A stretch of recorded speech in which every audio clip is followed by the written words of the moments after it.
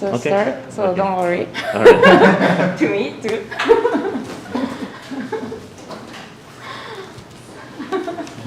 あ、行きました。OK。じゃあちょっと5分遅れますってことだけ言いますね。はい。So time was.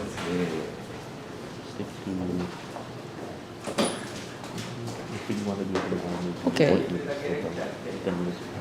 OK。はい。そしたらおはようございます。今日の、レクチャーシリーズなんですけれども、開始がちょっと5分ほど押しますので、少々お待ちください。We start our lecture in 5 minutes, so please wait a bit.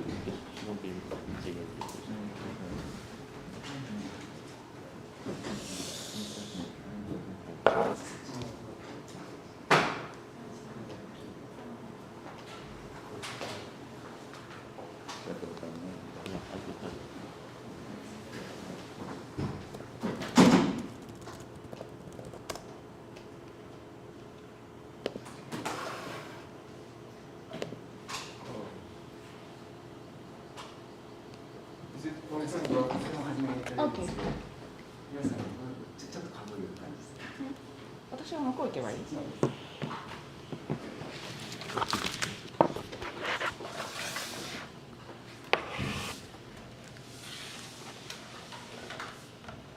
大丈夫ですかね。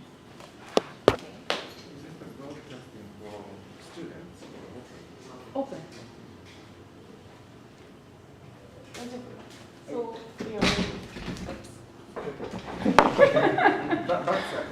後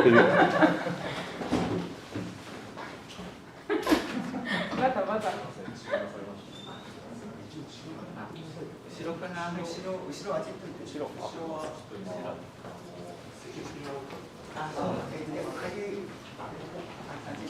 したら誰か後ろのところに立っといてもらって鍵を持って上をかけない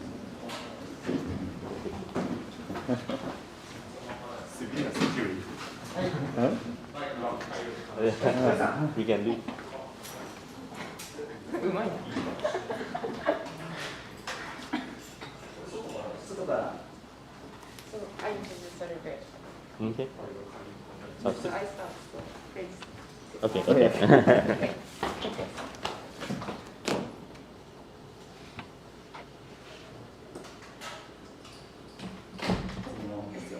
じゃあ始めます。はい。皆さんおはようございます。今日はスペシャルゲストを迎えて、京大レクチャーシリーズをスタートしたいと思います。日本語のサポートもちょっとだけプロジェクトの区切りとかで入れていこうと思います。じゃあ始めたいと思います。Welcome to the lecture today. This is a lecture series of Kyoto University Architecture Department, and I'm an assistant professor from the university. And I'm an architect, and I will moderate today's event. And in the lecture series, we invite promising architects here to give a lecture and make a short panel discussion together with a professor and architect who are teaching here. And we will have around 1 hour for the presentation, and rest of time for discussion and Q&A from the audience. So please don't hesitate to have any questions after the lecture. And as you know, we have a special guest today, and this is the first time that we had the honor to invite international speakers. And I'm so excited because they are super nice architects, and also they are my friends. So let me introduce something about them. These two architects, each independent architect, and based in Norway and Philippines. And they are collaborating on such a project of curator of the Philippine Pavilion for last Venice Biennale, and where I was also exhibited my work together with a team of Japan pavilions. Here, there are members here. And they were received a special mention for their exemplary and beautiful practice, local community-based practices. And also they won last year Peter Divi Prize from AR Emerging Architecture Award, which is one of the most prestigious awards for young architects. So I will give the button to you now. So time to start. Sorry, I forgot to introduce your name. I practiced a lot. Today's guest is Sudarshan Khadka Jr.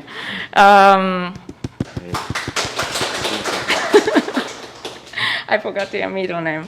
Alexander Eriksson Furunes. Thank you for coming. Okay, thank you. We can stand? Yeah.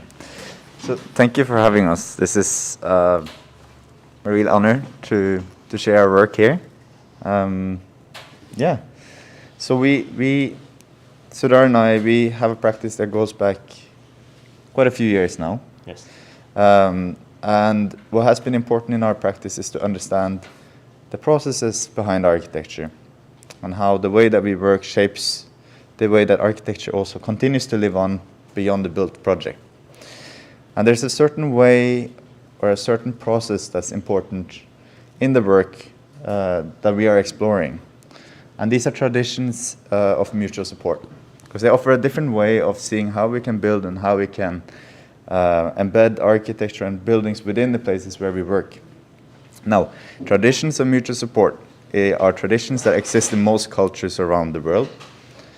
In Norway, we call this dugnad, and that is the example of dugnad, where a community come together to renovate houses, to move houses, build houses. It's also used for farming, but also in the case of Philippines, where it's called... Yeah, in the Philippines, we have this mutual support tradition called bayanihan. And the bayanihan is when people come together to lift a house, to move it from one village to another. And the idea there is that when you are the one that needs to move your own house, you can expect that the community will also help you move your house to where you need to go. So in Japan, we learned from Koso and the Japanese team that it's called Sogo Fujo. And these traditions are important because they are the only mechanisms that we really have when something really happens, whether it's a calamity or a disaster. But it's also in the everyday. So this is this kind of interesting dynamics of urgency and coping that these traditions offer. There are many examples. Another one is Minga, where they would float the house from one village to the other using the water. And you also have Pumase here in Korea and Harambe in Kenya. But these are many different expressions, and what we're trying to do is to bridge these different traditions and look at how they create architecture. So we will run through 4 projects and show you 4 different projects that we wanted to show because it exemplifies some of these aspects. And one of these first projects is a project in the Philippines. And this is in a small village or city in the central Philippines called Tacloban. And we were invited to work with the community living on the seafront. We worked very closely together. We would meet once a week and have workshops to plan and draw and test out different designs through these workshops. The parents that would have children, there was going to be a school. The parents with children in the school are actively involved. And the result of it was a building, a study center in the community that exemplified some of the important concepts and understandings of the community at that time. And it was interesting because that was my first meeting with Bayanihan. Like, we did the workshops, we did the work, and the community called it Bayanihan. And it was, for me, the first time to understand that my tradition, where I come from, dugnad, also, there's a lot of similarities, and these are the things that we want to get at, I think. Also because the building became quite important for that community because it was so deeply embedded in a certain practice. So the practice of building and the practice of maintaining and using it was really this idea of Bayanihan.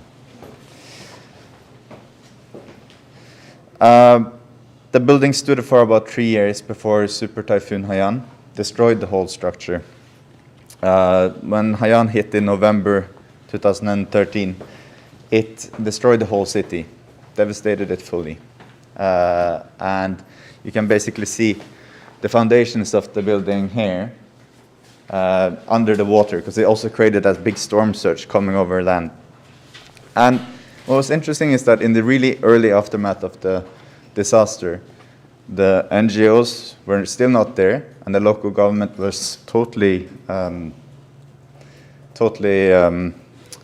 incapable of actually taking action to help people out because of the disaster. So people really just had each other. And what happened then was that they organized. They organized through Bayanihan. So these traditions are really, really absolutely important to how we kind of cope in the aftermath. We were invited back, and we started a series of workshops with the community, again, through the practice of Bayanihan. It was interesting to have practiced it together before the typhoon, and then immediately activating it after the typhoon. These were activities such as drawings, model making. We would test out, what have we lost and how can we build it back. We established a committee to organize the workshops, and so structuring it in a way. Should we continue? Would you like? We finished this one, and Okay.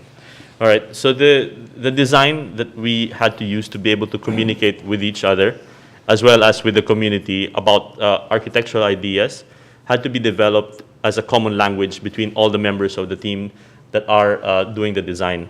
And effectively, what that common language became was this idea of using heavy concrete volumes surrounded by timber frames. So the heavy concrete volumes became this idea that represented some kind of safety and security coming from the storm. But at the same time, this timber frames also allowed them to maintain the connection between nature and the outside areas, and then the immediate context surrounding it.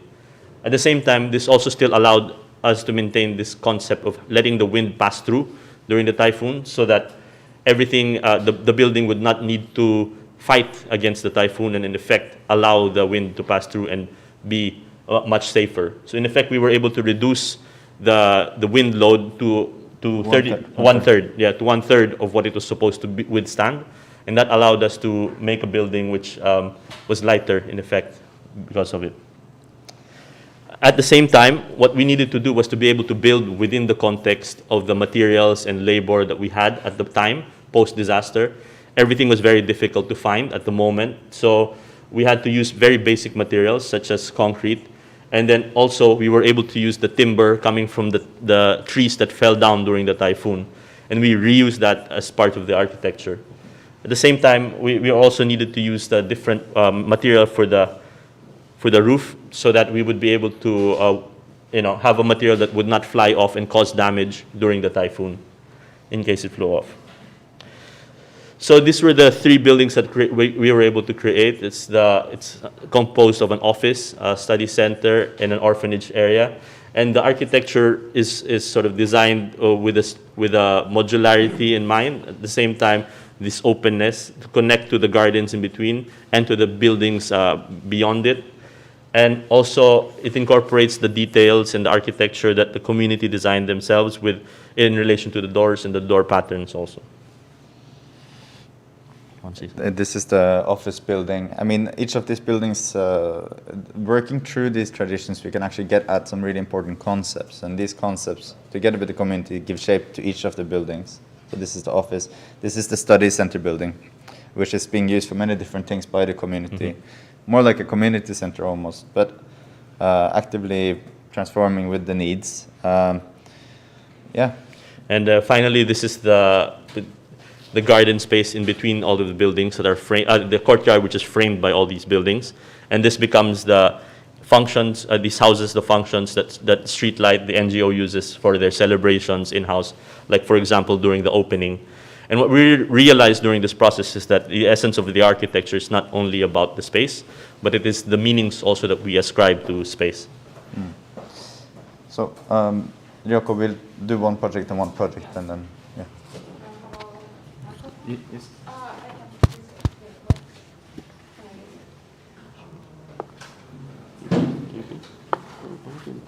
Yeah.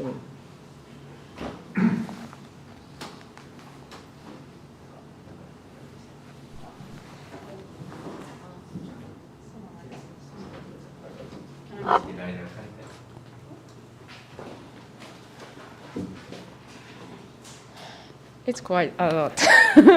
But, ちょっと簡単にサマライズをしたいと思います。で、彼らの、プロジェクトは相互扶助 Structure of Mutual Support ということで、相互扶助の建築を、提案しています。で、建築が作られたその形だったりアウトプットとしてものだけではなくて、その後どうなるかとか、プロセス全体を、取り扱っていくっていうことがすごい大事かなという話がありました。で、相互扶助っていうのは、バイヤミンっていうのがフィリピンでは言われていて、バイヤミハンっていうふうにフィリピンでは言われてるんですけど、日本語だと相互扶助で、そういうものがいろんな国々に、共同し合ってコミュニティの中で助け合うような形で、ネットワークとして、存在していた、そういうようなものを建築の問題として取り扱いたいというふうに言っていました。で、最初に話してくれたプロジェクトはフィリピンの、スタディセンターです。で、Alex, it is that you worked on the first project is when you were a student, right? で、アレックスが学生時代に、スタディセンターのプロジェクトに携わって、それが災害の後に台風が来て壊れちゃったっていうプロジェクトです。で、そこの中で、リコンストラクション、別の場所で、別の同じコミュニティだけどちょっと大きな規模のコミュニティと一緒に、立て直すことになった時にやったプロジェクトについて話してました。で、大きな3つの、ボリュームだったり、上にライトな加工がありましたけれども、すごいベーシックな地元に根付いたスキルで、構成することだったり、台風の時に風が1/3抜けるような形で風を受け流すような構造だったり、そういうことを、プロジェクトの中で語ってくれていました。で、そうですね。あとすごく大事なこととして、このプラクティス建築の実践自体が立てられたものではあるんだけれども、ベーシックなスキルを使うということも含めて、それらを、次の災害があった時に復旧できるとかメインテインできるとか改変できるみたいなそういうことの意味合いも彼らの実践の中には広報として取り込まれているのかなというふうに思います。そんなとこかな。そんなところ？あと何かある？はい。そう。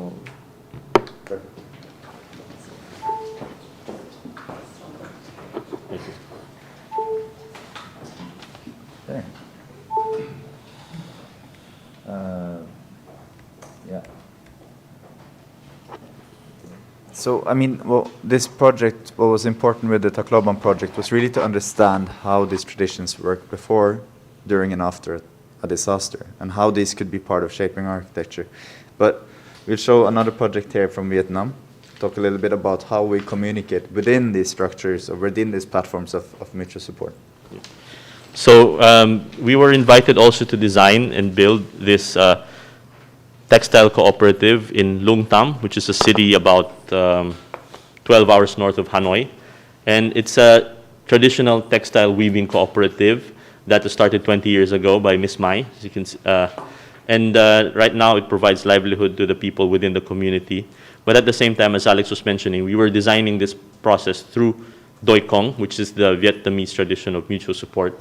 And to be able to do this process, since we actually don't understand, we don't speak the same language with our partners who are Vietnamese, and the Vietnamese also don't, our Vietnamese partners also don't speak the same language as our Hmong partners in the community. So what we had to do was really to focus on developing methods of communication which go beyond the constraint of language.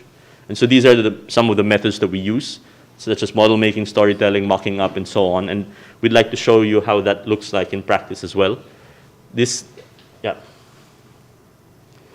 So storytelling is definitely about trying to understand each other through the narrative form and trying to understand the meanings and values that we embed within the symbols and spaces that we inhabit.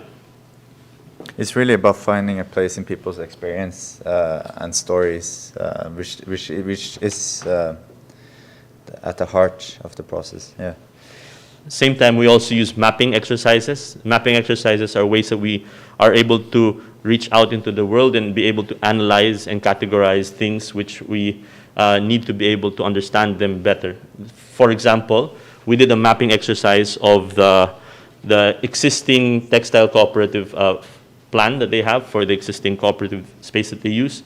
And we were able to categorize which activities were wet, which activities were dry, which activities were considered clean, and which were considered dirty, in order that we would be able to build a new textile cooperative, which would be a space for their working and also exhibiting their textiles.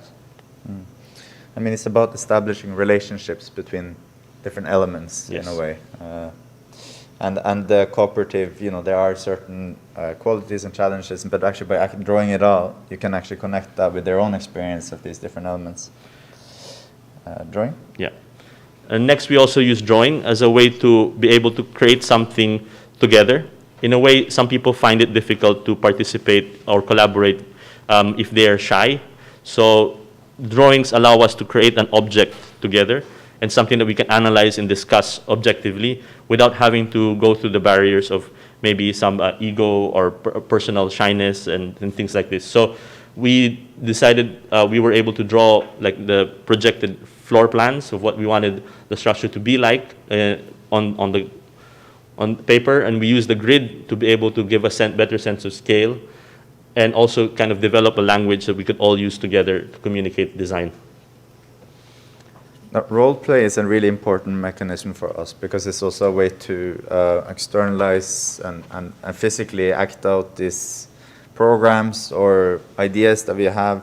So the grid that we were using in the drawing, we also laid that out full scale and tried to fill the space. Now these methods are really interesting because by acting something out, by the community acting something out to themselves, they can also critically evaluate whether this is really how they want the space to be. So it's also a way for us to, or for the community to critically self-reflect on their situation. Yeah, in addition to that, it's also about trying to better understand scale, because mostly a lot of the people that communities that we work with don't have this architectural training.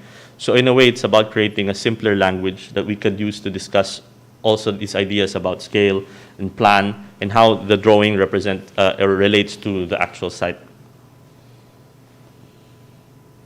Yeah, models are useful. I mean, they're a way for us to actually bring this grid up vertically, And this allows us to talk about and understand the sense of scale even better, and at the same time, try to analyze the different conditions of the building in relation to site, in relation to sun and wind, and also that allows us to design the different architectural elements such as windows and doors, and study the different configurations about how they will be used in winter time or in summertime, depending also on the wind directions and things like this. So, yeah.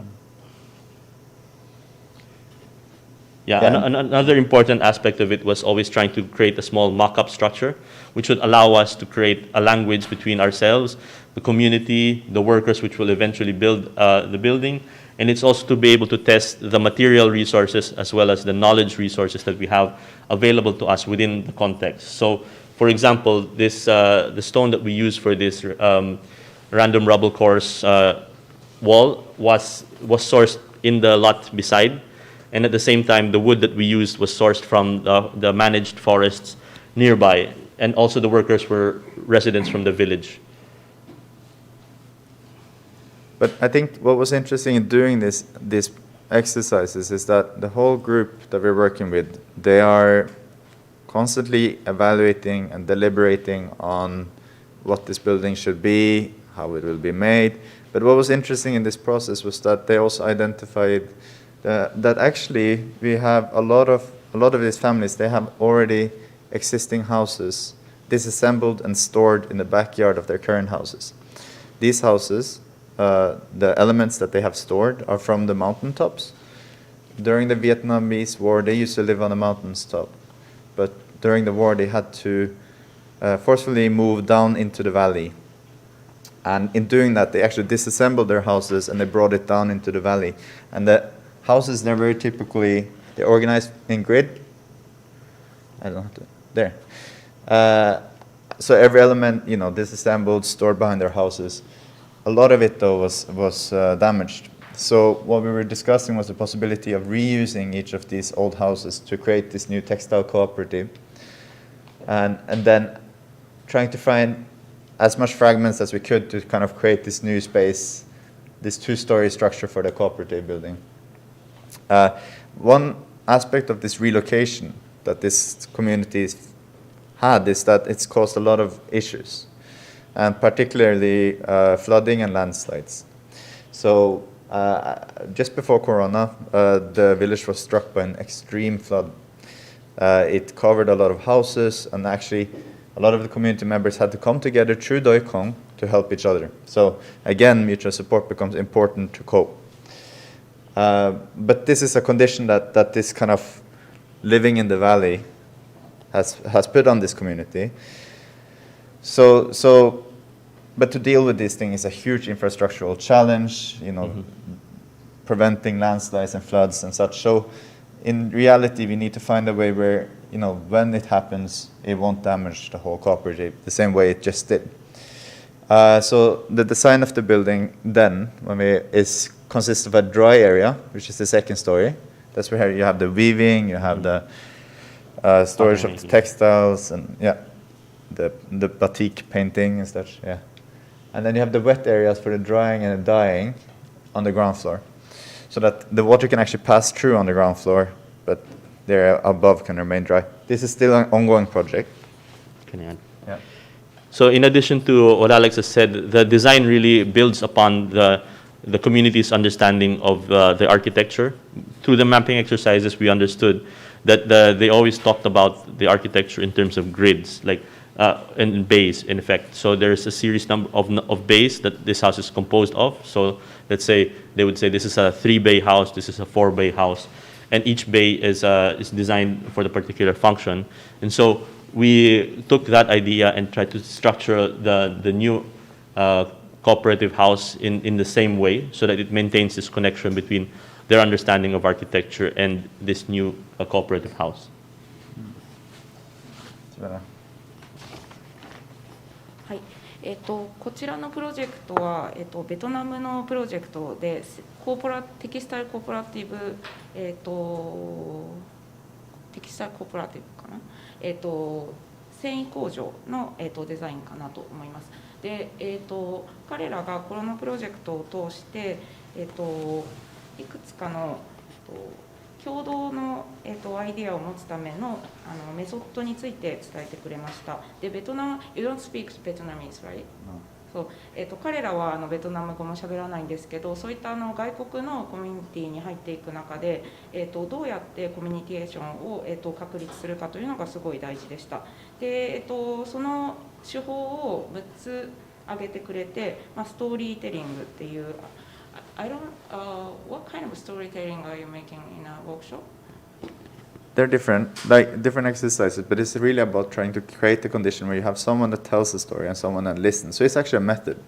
We rotate, so someone tells a story, someone actively listens, someone writes it down, someone receives the story. Kind of learning, yeah. And then you rotate, and at the end of it, you compare all these stories. So you create one story. This is kind of a method. Yeah. 住民の中で、自分の状況を伝えて、それらを、いろんな人がそういう状況を伝え合うことによって、そういう、ストーリーを共有するっていうプロセスで、それからマッピングっていうのは、基本的には既存の状況をどういうふうに、記述して共有するかっていうことでした。で、例えばテキスタイルコーポラティブのすでに既存のものに関してどこが汚くてどこがクリーンにするかみたいなことをちゃんと状況を記述したりだとか、あと3つ目がドローイングで、ドローイングは皆さん馴染みがあると思うんですけれども、きちんと共同して内から来るような、アウトプットを、みんなで共有していくというものです。で、これは例えばプロジェクトがエゴに行ってしまわないようにとか、そういうことも大事だと言っていました。で、4つ目がロールプレイで、これはすごくとても大事だと言ってました。身体的に、スケール感を持って表現するっていうことで、すごい大事だと言ってました。で、5 5つ目がモデルで、これはフィジカルモデルですごい皆さん馴染みがあると思うんですけれども、アイデアとかプログラムとかコンセプトを空間化するときに大切だと言っていました。で、最後は原寸のモックアップの話をしていて、彼らは、ローカルの、カーペンターとかコラボレーターと一緒に、作っているんですけれども、でその、マテリアルだったり知識を実際にテストするっていうことを原寸のモックアップでやっているというふうに言っています。でこれをちゃんとやることで、例えば災害で壊れたりとかしてもそれぞれ直していけるような持続可能性に関してもつながるかなと思いました。でプロジェクトに関しては、そうですね、実際このプロジェクトがグリッドを使って、計画されていると思うんですけど、この木造の家屋、この資材自体はベトナム戦争の時に、ベトナム戦争以来保管されてた木造家屋を再利用して作られていて、で、昔は山の頂上に、住んでいた人が戦争の影響で、移動しなきゃいけなくなったりとかして、そういう、歴史的な背景も含み込んでいるようなプロジェクトだということを話していました。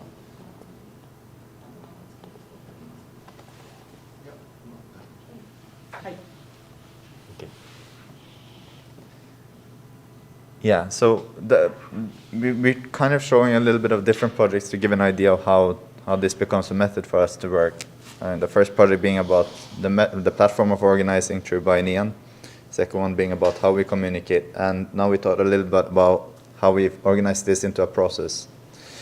Now, because when we communicate, our different perspectives and experiences, we need to build on that to create something. So when working with the community, the idea is that we try to collectively, all of us, constantly learn from the situation that we're in. This is important because one could assume that someone that lives in a place all have the same idea of the place, but actually is always very much different. So it's important to articulate that so we get variety and diversity in the kind of situations we're addressing. So by learning from each other, us from the community amongst themselves, we can then also question how this is relevant or how this could be transformed into something that they want this place to be in the future. So learning from the situation to then be able to question it, and then trying to translate that criticality into the making, right? So we constantly make small pieces of architecture, we make small things before we actually get at the actual process and the doing. This is a process that we do like mostly even before we know what the building is about, before we even start talking about architecture. But it's a way for us to build a platform where we can communicate and kind of have a real exchange. We get to know each other, but we also get at some interesting concepts, because by working together and exchanging, we also get at some of the core aspects that these projects are about. These concepts, they are a way for us to then guide the design and the building of the project. Yeah. And at the same time, we also think that doing this process allows us to build upon the learnings and the things that we've been able to create together. And hopefully this will allow us a method of working together upon which we can build future projects and more things within the community as well. So in 2019, we submitted a proposal for the Venice to do the Philippine Architecture Biennale in Venice, the Philippine Pavilion at the Venice Architecture Biennale. And this proposal was done in collaboration with a community in the Philippines called the Gawad Kalinga Enchanted Farm, which they use bayanihan within their community to build each other's houses collectively. And we submitted the proposal with them, particularly because they use mutual support in bayanihan in their daily lives. So we submitted this proposal with an open-ended a proposal to design and build something through this process upon which we would not know what the end result would be. And our commissioners luckily selected it and funded the whole project together. And at the same time, that's where we were able to meet Ryoko, Toshi, and Kozo, and Makoto as well as part of our, Curators Collaborative. So we'll take you through the steps. The learning phase, as I said, is really about trying to understand the different perspectives of a place. And a good example of that is the map that the community was drawing at the time. Most of the parents, they will focus on, in the community, they'll focus on the things, the objects that are there, the roads, the houses, the trees, the buildings. But then when we actually give that drawing to the kids, they added all the stuff in red. You start realizing that actually you could understand the village in a very different way, from a very different perspective. And to them, it was much more about the in-between spaces and the spaces that were left over, where they can actually inhabit the spaces. So this is what this phase is about. It's about trying to articulate how we understand our situation so that we can see it from different perspectives.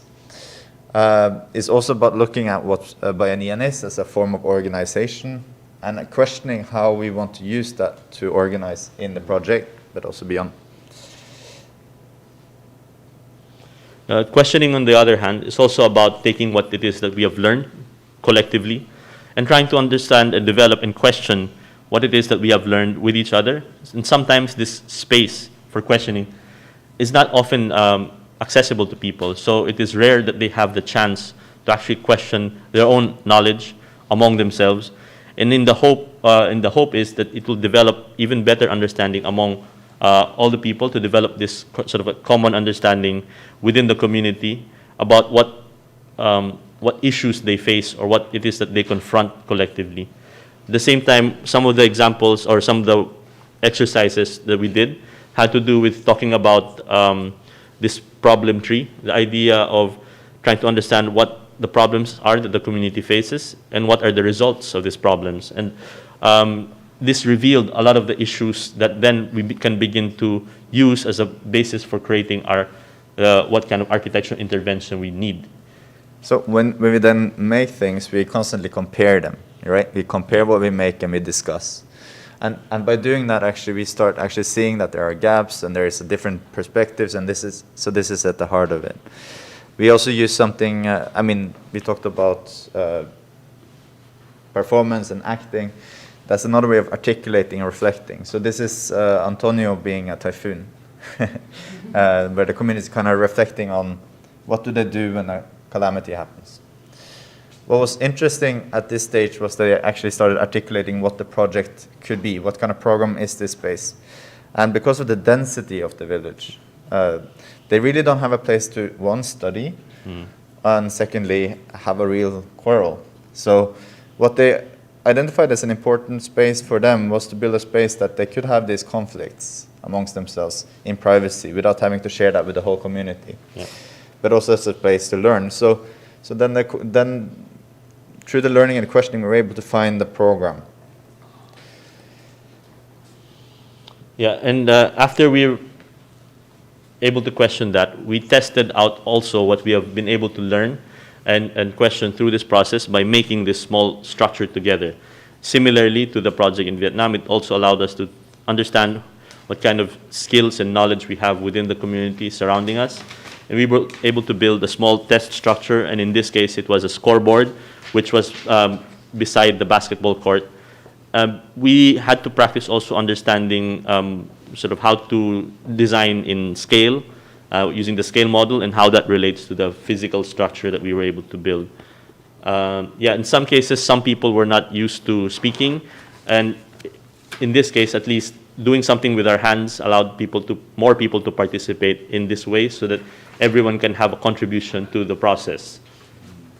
And you also start identifying and organizing yourself. So like Mamerto here was very much interested in construction, so he became the construction lead. So it's also kind of finding your place in the process.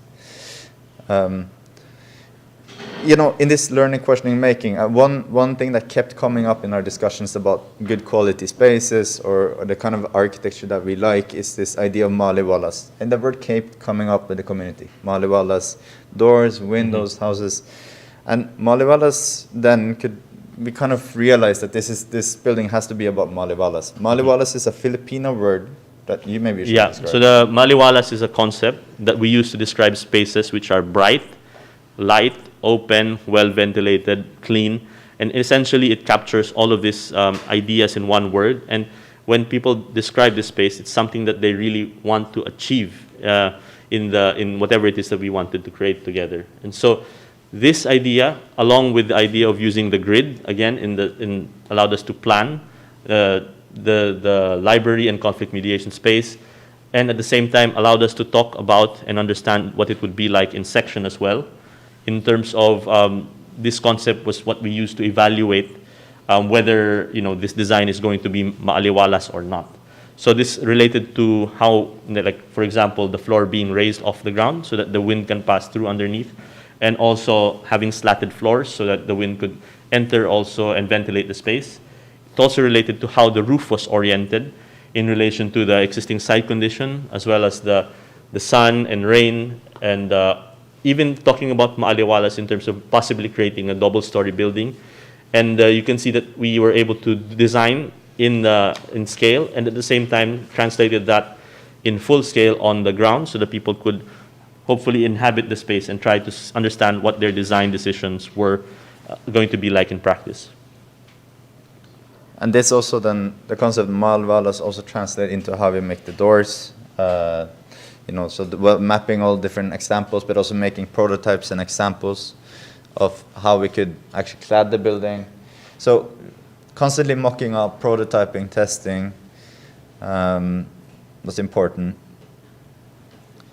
The building was, we built and completed the building in the village. And at that point, we also started the process of disassembling building, because one of the conditions of actually getting the funds to do this project was to also exhibit it in Venice. So we would disassemble and pack it and send it off.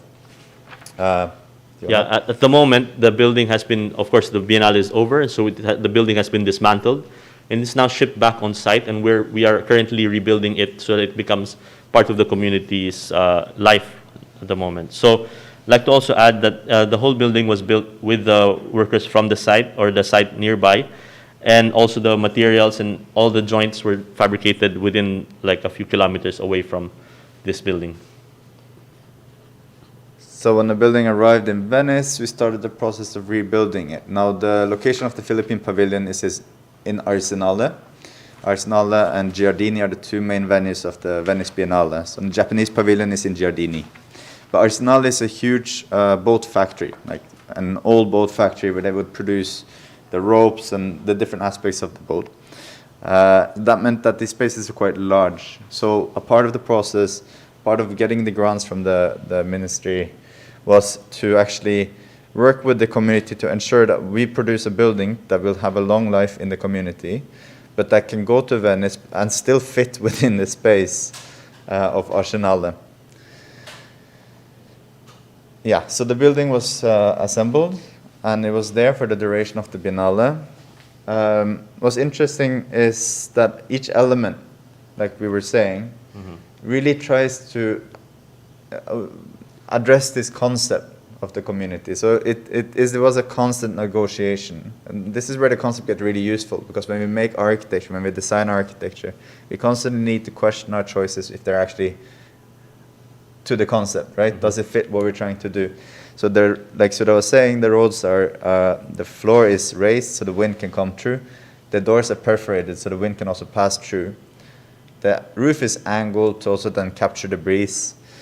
So it's kind of a negotiation. I'd like to add also. So I'd like to add also that, as Alex was mentioning, it was understood early on at the beginning that really this project had to fit both contexts of the site in the Philippines and at the same time also the site in the Arsenale. So early on in the process, we had meetings and deliberations with the community itself, with the community themselves together, so that we would really be able to understand even what the Biennale is, what the Architecture Biennale is, what the curatorial concept of Hashim Sarkis was. And they were also actively thinking about this process and how they would represent themselves in such a space. So it was thinking this dual way that allowed us to create this project in both contexts, and it fits both quite well. The pavilion was about understanding how mutual support can inform architectural production. And So through the exhibition, we also able to identify about 21 different traditions of mutual support in different cultures. So the attempt is really to bridge a transnational understanding about what this tradition is and how it can actually shape the processes and decision making that we do collectively with communities, not only as architects alone, but in the space of negotiation with the community. The pavilion itself was also a space to gather stories of mutual support. And this was during the pandemic, so a lot of these stories and a lot of these experiences were related to the current disaster at the time, which, you know, is the pandemic, which we're all feeling and we're all experiencing it in different ways. So also an attempt to articulate that. Yeah. That's good. Yeah. はい、ここのパートではフィリピンパビリオンのプロジェクトを通じて、ベネチア・ビエンナーレのフィリピンパビリオンのプロジェクトを通じて、プロセス、この建物ができるまでのプロセス、それからそのできた後についてもスコープを持ってるんですけれども、そのプロセスについて話してくれました。でこれはいろいろ知識を交換したりコラボレートするための地平というかプラットフォームを作るためにとても大事だと思っているというふうに言っていました。で、このプロジェクトはベニス・ビエンナーレに応募するっていう動機があって始まったプロジェクトで、すでにバイヤニハンで家を作ったり引っ越ししたりっていう協力しているすでにコミュニティがあって、そのコミュニティと一緒に、案を考えて応募したという形で、プロジェクトが進んでいたそうです。で、プロセスについて、いくつか言ってくれましたが、初めは違う見方を学ぶためのラーニング、それから、次がクエスチョニングで、どのような、課題だったり、トピックがその地域にあるのかっていう疑問をどういう疑問を投げかけることからやるか、コンフリクトも含めてそういうことを考える、プロセスがあります。で、3つ目がメイキングで何を一緒にやろうかということで、この大事なことは、You are not sure about the program at the beginning, right? そうだから、初めから図書館を作ることが決まってたコミュニティセンターを作ることが決まってたわけじゃなくて、このメイキングのプロセスの中で何を一緒にするかっていうのから、考えたということが大事かなと思います。で、4つ目がコンセプトのフェーズで、ここでは一つのマリワラという、ワードで、このワードはフィリピン語でなんか明るかったり、クリーンだったり、なんて言ったっけ、なんか風通しがいいとか、そういうようなことの意味合いのワードをみんなで共有しましたと。で、それがデザインの中で、デザインのプロセスの中で実際に実現されているような、傾斜がかかっている屋根だったり、穴がたくさん開いているような風通しのいいファサードだったり、そういうものに、還元されているかなと思います。で、実際フィリピンで現地でコミュニティの力を使ってコンストラクションがされて、で1回作って、でそれを解体してベネチアに持って行って、でそこでもう1回その現地にフィットする、そのアルセナーレって言ってたのがベネチア・ビエンナーレの会場の名前なんですけれども、大きくアルセナーレとジャルディーニっていう2つの大きな会場があって、我々はジャルディーニだったんですけど、我々はアルセナーレでやってて、で、そこにフィットするっていうことと両方のコンテクストを持つようなものとして計画されていて、現地で別のネットワークを、新たに結ぶということもあったので、なんかすごいグローバルなこととローカルなことが同時に実現しているようなプロジェクトかなと思います。Right. So, what this project in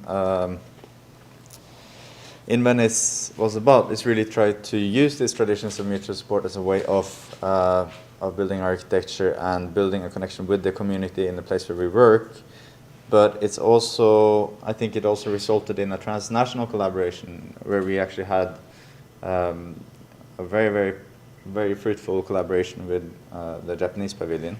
So this is a project, we were going to show you a project back home in Norway where my family comes from. This project started in 2019. We teamed up with the community and the local municipality to design and build a community house. And we would do that through the tradition of dugnad. Dugnad is a Norwegian bayanihan, and it has two expressions. It's often used as a space to discuss and develop ideas. So you have the dugnad of ideas. It was used to form the labor unions in Norway, and it's a very important structure to organize the welfare state. It's also used purely practical as a way for a community to do tasks that they cannot do individually, like building or renovating houses, or moving them, and so on. So the agreement we had with the community and the municipality was that we would build a community house together, but we had to do it through these two forms of dugnad. The community is also a very diverse community, so with people from many different places around the world, second, third generation migrants. So also to open the term from just talking about dugnad to also introducing all these other ways of working that we all have and carry with us. Do you want to? Good. You want to introduce Shettløkka? So Shettløkka, the area, the community that we worked with it's kind of a post-war new build area. It consists of blocks, about 6 stories, all built along one long road. So all of that's Shettløkka. And it's about 2,500 people living there, which is in Norway quite a big number. It's almost like a little village. But this village has absolutely no places to meet. There's no social infrastructure. There's a little kiosk, and that's it. So for years, even since I was a child, there has been an attempt to create spaces to meet. A place where we can actually gather and have community meetings, have dinners, festivals, and so on. So by starting that process, we identified one vacant space in the whole area, which was an old kindergarten, actually. And we were able to get the lease for the building and decided that we would then renovate that collectively with the community. That's the whole ground floor here is a space that we're then going to turn into a community space. The second floor is the local shop. Again, so through dugnad of ideas, we're trying to then articulate what are the programs and activities and uses that we need in the space, so that this place would actually reflect our needs. Yeah. In addition, like what we're showing here are some of the workshops where we try to use like sort of these post-its to be able to put in the space what kind of function the people thought they need. And that served as a way to deliberate on what kind of functions they would eventually have. And at the same time, we can see one exercise where we created keys, like quite literally to describe what kind of key functions and key responsibilities needed to happen to be able to achieve what kind of program we would want to have within the spaces. Yeah. So these were like dugnad of ideas, but also the whole celebration aspect of it. So every semester we would gather the whole community for big festivals with food and celebrations, and at each moment it would be about 200 people passing through this kind of ongoing building site. So it was also to kind of bring more voices in and actually start building networks, social relations between people that previously have been very separated. Like this area has a lot of issues and challenges exactly because people don't know each other, right? Everyone lives in their own little apartment without knowing who lives next door. So there's also this process of actually saying, hey, we are all here, let's get to know each other. The corona happened, and it was a challenge because we could no longer meet 200 people at a time. Instead, we needed to start organizing in smaller groups. It was also at this point that we started the renovation work of the space. This lady here on the side, this is Maria Ortun, which is our colleague, which was basically there all the time, running the construction dugnads with the community. And it was an exciting moment because a lot of the members from the community has never held a hammer, never painted, but there is this idea that when you come in and you do a dugnad, you do what you can, and if you don't know it, you learn it from someone else. So there is this kind of attitude that comes with practicing this form of organizing, which is very productive and positive. And at the end of the day, people have actually learned something which is different. We also bring in artists and collaborators from other contexts. We didn't present this today, but we have another project in Brazil where we work through the Brazilian form of mutual support, which is Mutirao. Again, trying to connect that experience with the context of Oslo, so Mutirao and Dugnad, working with the community to translate our stories of this area into symbols and patterns that would become the facade of the building. And this was a series of those workshops. This is a very interesting exercise because it really puts us in a situation, each member of the community, where we need to try to talk about a personal experience, but also through the act of working with symbols and drawings, abstract that personal experience so that it's something that becomes a drawing, but still at that moment they're kind of creating concepts. And when you start combining these concepts, you're starting to create a narrative. So what is this narrative that we want to put on the facade of the building, which is kind of what this process was about. It is, I won't go too much into detail, but we had about, this exercise was with 39 kids from the area, trying to look at what is Jättelöcka and what are the things that we keep seeing and facing, translating that into different symbols, patterns. The building was completed in December last year. So it's a huge kitchen where the community comes and makes food every week. There's a huge gathering space where people we celebrate Eid. We have community youth groups coming, doing works, exercises, and we're about to start the process of painting the facade with the different symbols that the youth developed. Yeah. Now, so this is what's interesting with the Oslo project. It's really that of how the process of creating architecture is also about building relationships, right?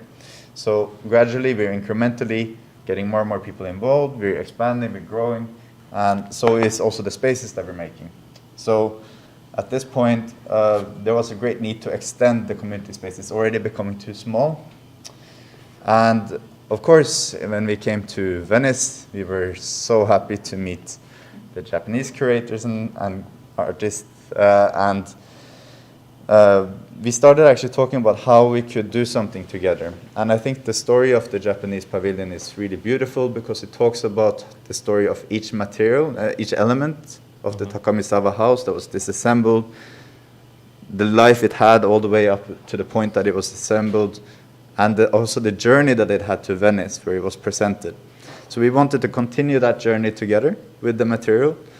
And after the Biennale, we were actually able to send all the material to Oslo. So it's currently the Japanese pavilion, the Takamisawa house is currently in Oslo, and it will become an extension to the community house, where we're building a two-story, the community calls it an art corner, because they want to have art programs and such, but they also want a cafe and some gardening, so it's kind of like a multi-purpose space. But this expansion is going to start, we're starting construction in January, but we're currently in the process of programming and designing this with the community. And Koso and Ryoko, they came to Oslo in May, and we're having meeting currently with different groups in Norway that will contribute with additional materials, but also engineers. And I think this is kind of where it gets interesting with mutual support, is that it's not just about how we work within a community, but it's also how we work with each other as architects. It's also how we work with engineers, recycle specialists, and find a way to create something that we all kind of see a value of, right? Mm-hmm. The structure is a kind of an extension to the Grande Hus, the community space, which is here. It expands outwards and maintains much of the same shape as it had before it was disassembled. But within it, we have a structure built by Norwegian recycled materials that will support the Takamisawa house. The exterior cladding is still something that we're procuring, but it looks like we might get material from the National Museum. So it's interesting because at every level, we're trying to also find material that has its own story and then bring it together. In the same way that we, and Sudarshan has been very interested in how we bring different people together with their stories into creating architecture. I think this is also about how the material is coming together. There is collaborations also with artists in the area to develop a program that will run and using art as a part of how we develop city space and meeting spaces. This is the community and Trygve Oren and Charlotte, which is two fantastic artists that will work with the community. You have Kosen Yoko here also. And when we work through these traditions, this is one of the carpenters in the area. He's opening up his space so that we can actually expand the space into a much larger footprint. So you people start seeing the value of these things and they start giving, right? They start actually saying that these are my resources, I can put that into the project and it becomes even more interesting. So it's a different attitude when it's not commercial. It's a pure kind of mutual support process. Yeah, and this is Kadavaki Lab having made a model of the expansion. You see the Takamisawa house here. The storefront was on that side, and this was the house of Mr. Takamisawa. And you can kind of, through the structure, see the kind of recycled support material that will keep the facade up, basically. Yeah, and Makoto is here also. Yeah, what I find really beautiful about this process is that through mutual support, we're able to create these platforms for the exchange of knowledge, of resources, of ideas, and also it's very beautiful to find this connection which crosses boundaries so easily once we are able to understand and recognize that the mutual support is a tradition that we all have and experience and all are able to access somehow. And this is maybe the beautiful thing that we found in being able to collaborate so easily with cultures and people all around us. Yeah. 最後のプロジェクトは、オスロの郊外にあるスレッテロッカ地区という移民がたくさんいる、小さな村のような郊外のエリアの、プロジェクトでした。で彼らがやろうとしていることは政治家とかデベロッパーの投機的な利益じゃなくて、人々の意思から都市開発を始めることができる方法を模索しています。でスレッテロッカのプロジェクトは移民のエリアなんですけど、なかなか人に会う場所がなかったりして、キオスクしかないって言ってましたけど、実はアレックスが生まれ育ったところで You grew up there, right? でそこに、コミュニティのエリアを作るということをワークショップの中で、議論になって1階のもともと used to be kindergarten、used to be kindergarten、right? キンダーガーデン幼稚園で、その後使われてなかったエリアにリノベーションをしてコミュニティの居場所を作ったということが、プロジェクトとしてありました。でその中で例えばブラジルのプロジェクトで今回今日説明を飛ばしちゃったんですけど、そういったパブリックの、アーティストとコラボレーションをして、住民の個人的なナラティブとかストーリーを抽象化したようなシンボルにしてみんなで共有できるようなファサードのアートワークを作ったりだとか、そういうことをしています。でこのプロジェクトの大事なところの一つとしてすごいプロジェクトのやり方も新しい人が入ってきた時に誰でもその新しい人に、こういうふうに今までなってきたからここからはこうだよっていうようなふうに誰でも参加できて誰でも教えていけてっていうそういうような循環もあるのもすごいことかなと思います。で一回そのコミュニティエリアがキッチンだったりキッズスペースだったり、フリースペースだったりっていうのができて手狭になったんですけど、その時にジャパンパビリオンとの共同が生まれて私たちのプロジェクトは日本館のプロジェクトは東京の住宅、使われなくなった住宅を部材として解体してベニスにシッピングして展示して再構築したんですけど、その部材が今彼らの旅と我々の旅が共同してさらにオスロにつながっていて、日本館の古材を使って、新しいマテリアルを加えて支え合うことで新しいエクステンションのところを作るというものです。でちなみに今進めているのは古材を日本館のものを使うんですけど、他のリユースマテリアルも、新たにサルベージュするような形の、マテリアルを実際に加えるので、すごく全体がリサイカルマテリアルで集積されたような建築の作り方を結構エンジニアも含めて真剣にやっているという形です。そうですね。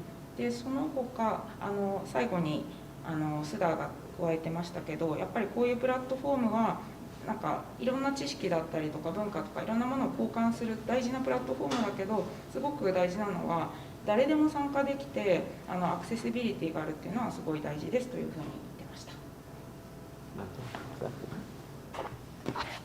Thank you so much. I think that was the 4 projects we wanted to show, and thanks so much for listening. Thank you very much, and we'd be happy to answer any questions and hope we can have a great discussion.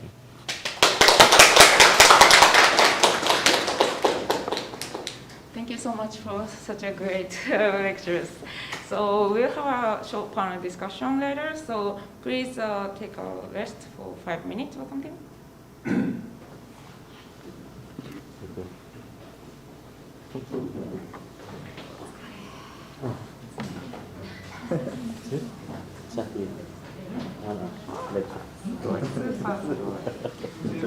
Minute. 16 seconds over. That's good. Was that good? 5分休憩してちょっとロケーション変えてディスカッションしたいんですけど、どうしよう。どういうやり方でやりましょうか。大先生。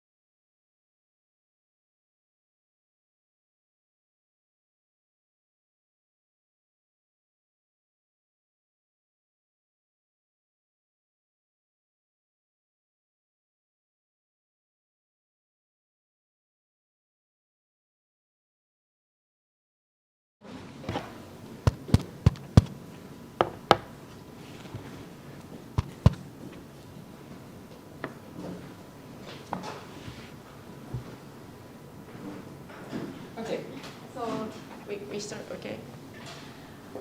So thanks again for the great lecture, and we have a lot of impression. And we have here Hiram Sensei, who is also teaching here, and he's working for Tokyo University. And maybe firstly, like I already talked a lot with you, so maybe I can ask you some comment on culture. Right. We are actually like the same generation. Right. Right. Anyways, first of all, thank you for the great lecture. It was so refreshing to see, and all the projects are so how can I say? Maybe I'm not quite sure whether this is like right word, but adorable. I would say really charming, and I think like you already had a discussion last night, kind of issue like discussing the discussion around this issue of capitalism. So maybe like from my side, maybe it might be like really nice if I can like give a kind of different perspective on your lecture.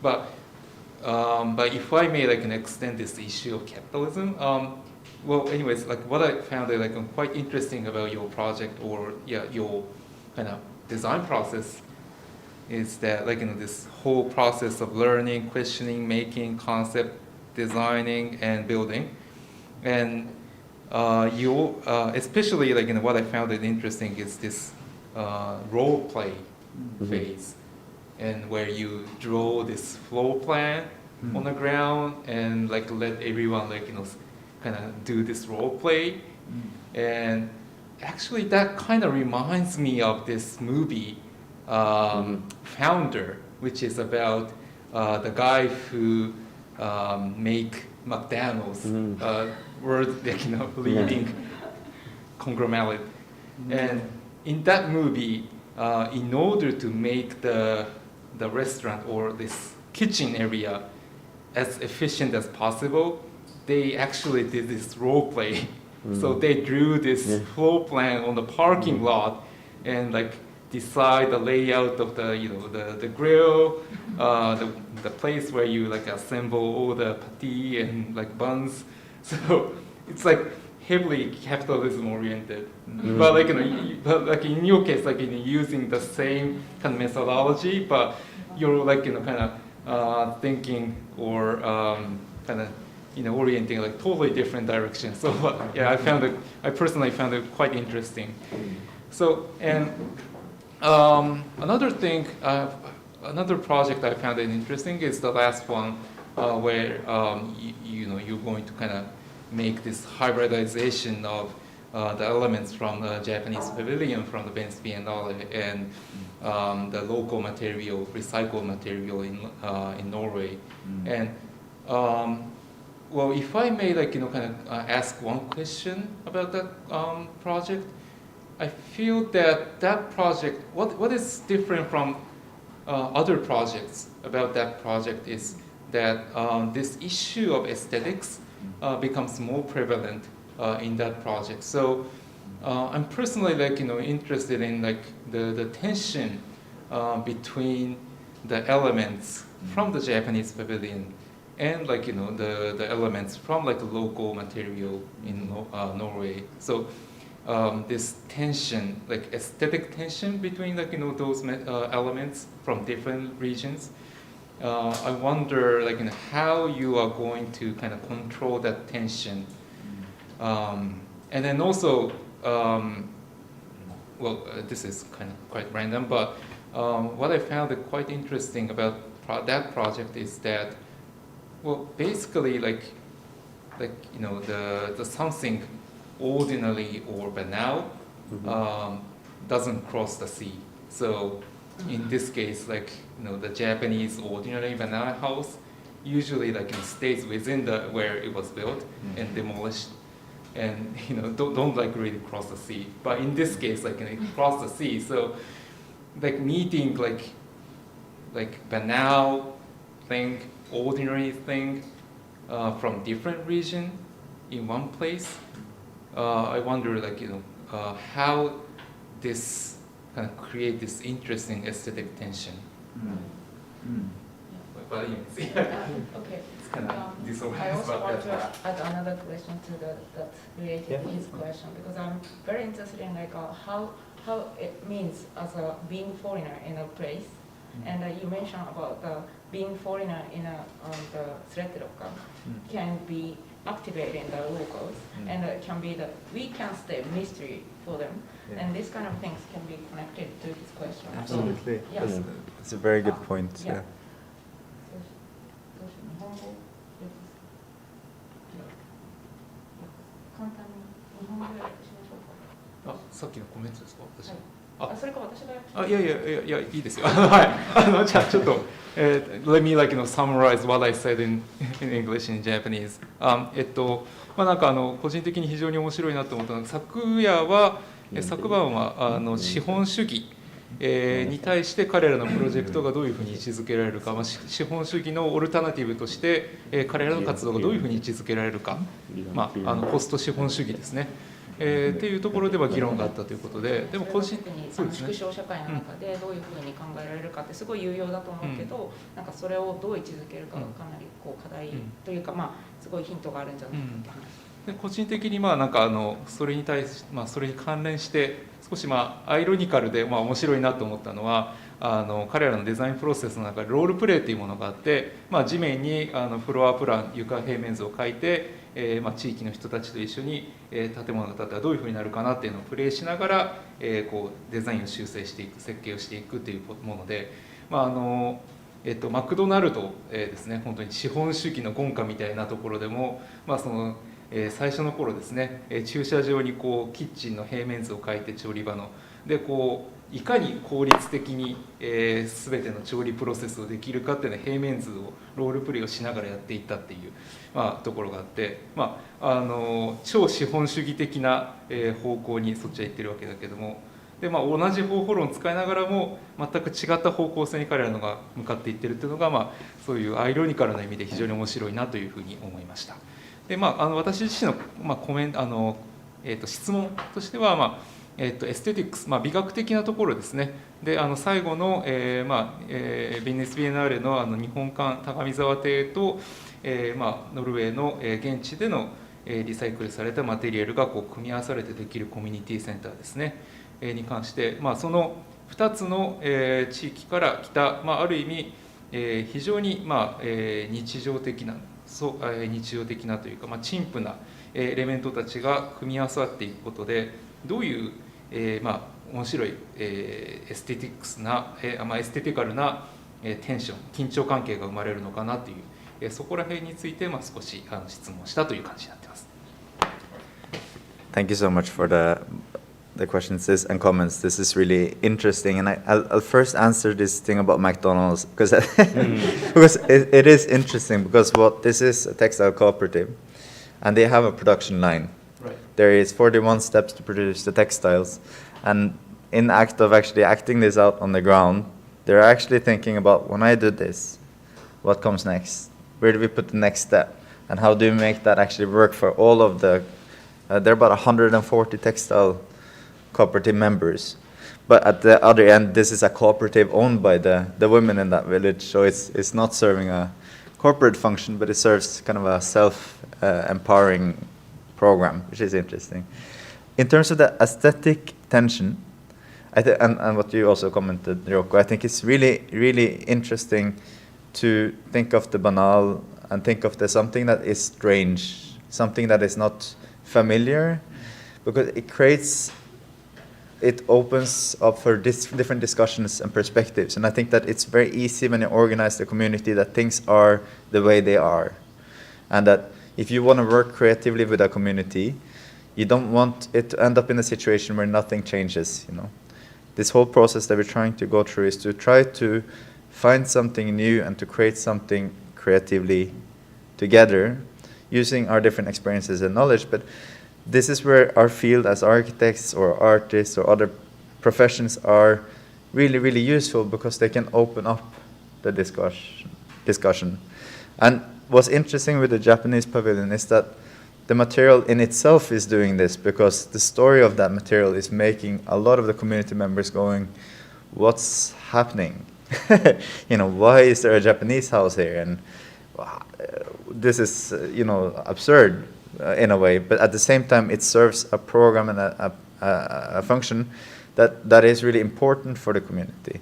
So the absurdity creates a discussion, but the discussion is serious. And I think that having an aesthetic expression of that is important, because that will also sustain that discussion about why is this space here, why is it needed, and how can it transform, over time also. So I think that is an important aspect of what we do, is to kind of to do something, but to do it a little bit different, So that is something that we need to maintain in the work we do, I think. Yeah. I'd like to add, but would you like to translate first, or?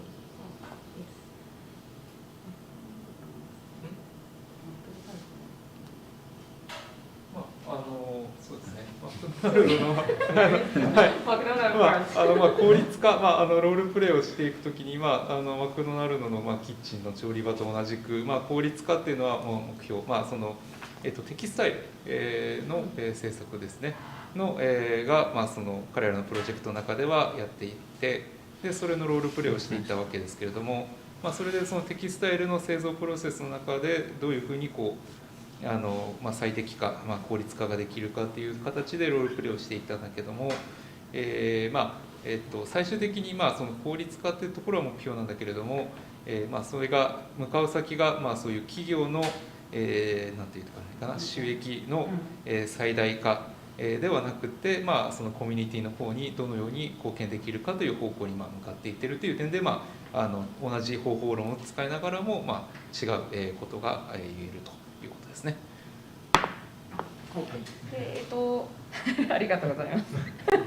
ちょっと冒頭しちゃってた。後半のクエスチョンに関しては、違うパースペクティブが得られるっていうことをすごい言っていて、で何か違うものが出てきたときになぜそれがあるのかとか、そういうことを例えば日本館のパビリオンの部材だったら、ストーリーがあってそれを問い続けたりとかすることによって、コミュニティの議論が続いていくっていうような話をしていたかな。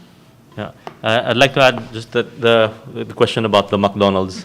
I think this idea that the method can be used for both purposes actually highlights the fact that it is essentially neutral. That these are tools that can be used for whatever different functions. But it also highlights, I think, that there are different ways of knowing. I think that's really what we're trying to highlight there. That some people know things physically and by action, and others know it and get to produce this knowledge by different means as well. So expanding the ways that we know things, like for example, as architects, maybe we're better at knowing things by drawing or by video or these things which are accessible to us, and to others it's not. So at least having this process there available for other people to use expands that way that we can know things. And the second about the aesthetics, also I'd like to add that I think sometimes when we look at ourselves, we find it difficult to appreciate the beauty that we have internally and naturally. But if you recontextualize this in a different way, I think that's when it sometimes becomes more easy to appreciate that aesthetic value in these things. Thank you. そうですね。最初の須田が加えてくれたのはマクドナルドのことに関してはすごいニュートラルな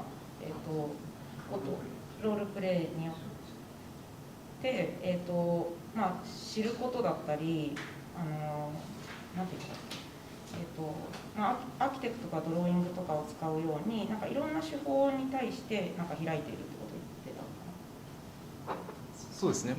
具体的に1分の1のスケールで実際にその中で行動することによって初めてそれが一体どういうものであるかっていうのが理解できるケースもあると、それに有効であるという感じですかね。で、後半のクエスチョンについてはやっぱりものを見る見方っていうのもコンテクストが変わるとその美学的な価値が変わるっていうのがすごい大事かなということを言っていた。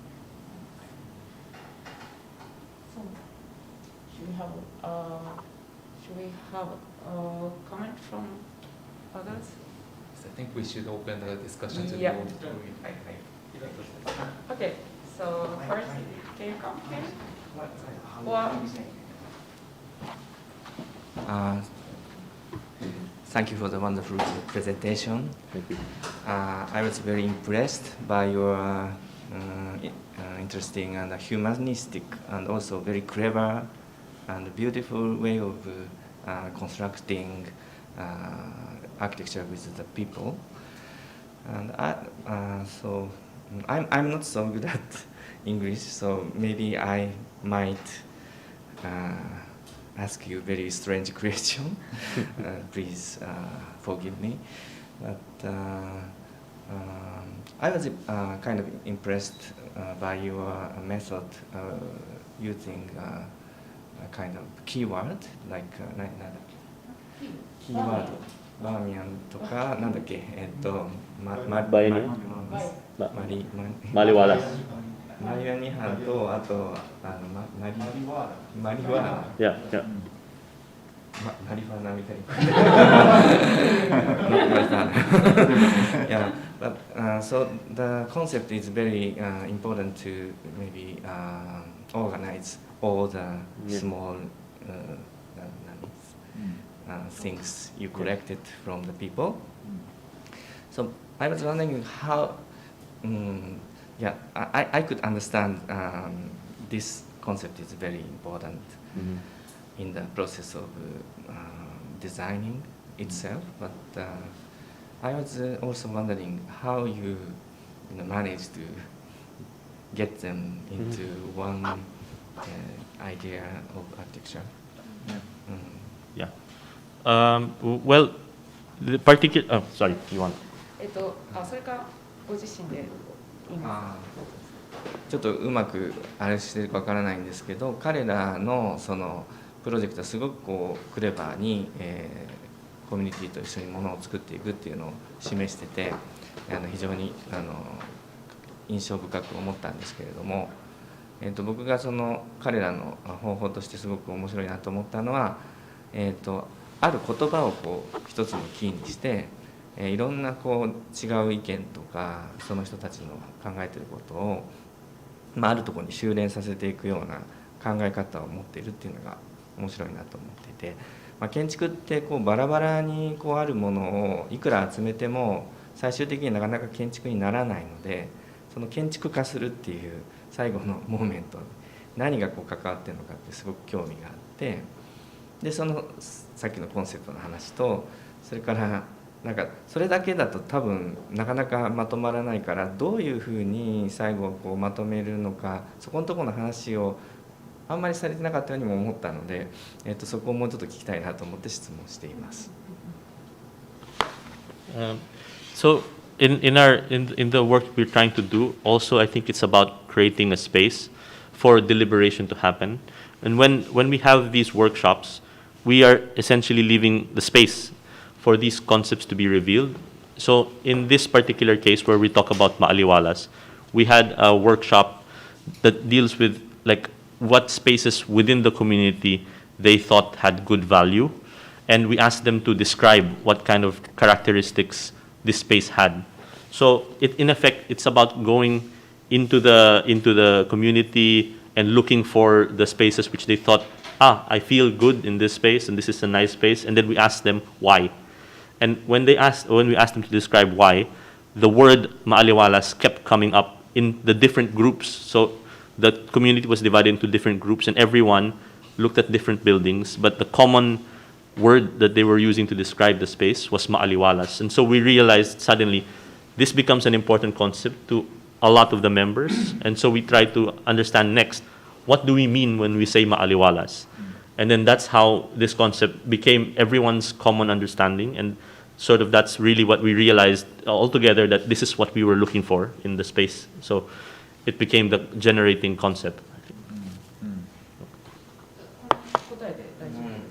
So maybe after the making word, this one. Yeah. Right? Is it? You should have the word. Yeah. Okay. I think he wants to know more about the the after making the world, how you convert the world to architecture. Okay, yeah. That's sure. Yeah. That's awesome. This is constantly a process of making things, and when we make things, questioning if it is what we're doing. So whether it's the prototypes of the doors, where we have bamboo and we sticks and we place them and we discuss the distance between the slats, and constantly making and discussing, is this doing what we wanted to do? So it's the communicating through making, basically, is constantly translating these concepts into design. We do that through many workshops and through different methods.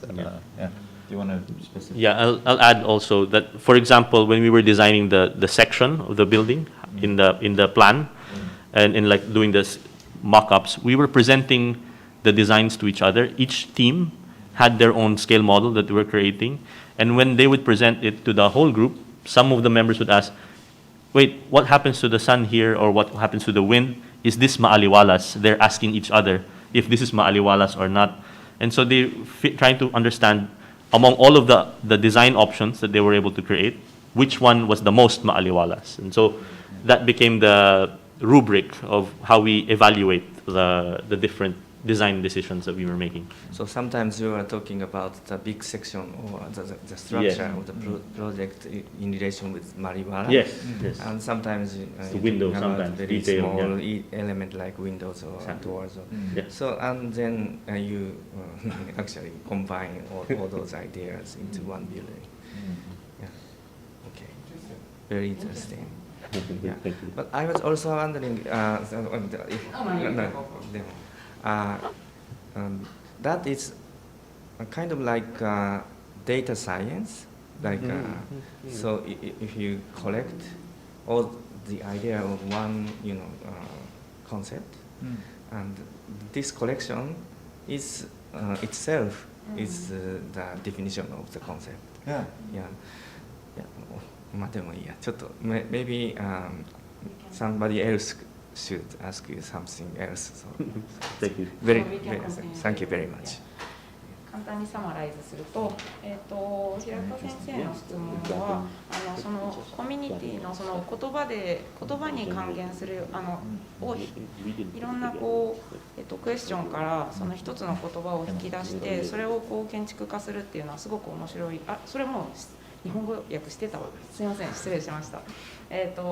それに対して、そのワードの引き出し方はなんかの後をどう建築化するかについては彼らが言ってたのはなんかその、大きなセクションを作る時だったり、扉のディテールを考える時でもなんかグループで例えばワークして、彼らがそれぞれ提案したものに対してどれが一番マリワラかみたいなことを評価し合ったりとかして、作っていくっていうようなことを言ってました。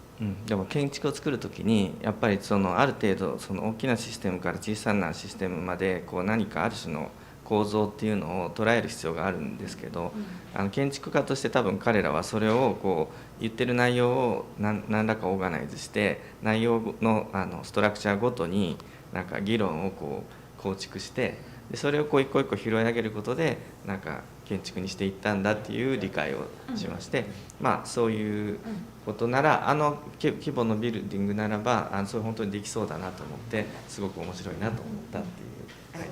So the title of the exhibition is Structure of Mutual Support. So he said the building is a structure, big structure, but you gather small things. How can you make one structure? Is his question. But the title of the exhibition is Structure of Mutual Support. So I think you think structure is important. So what is the structure?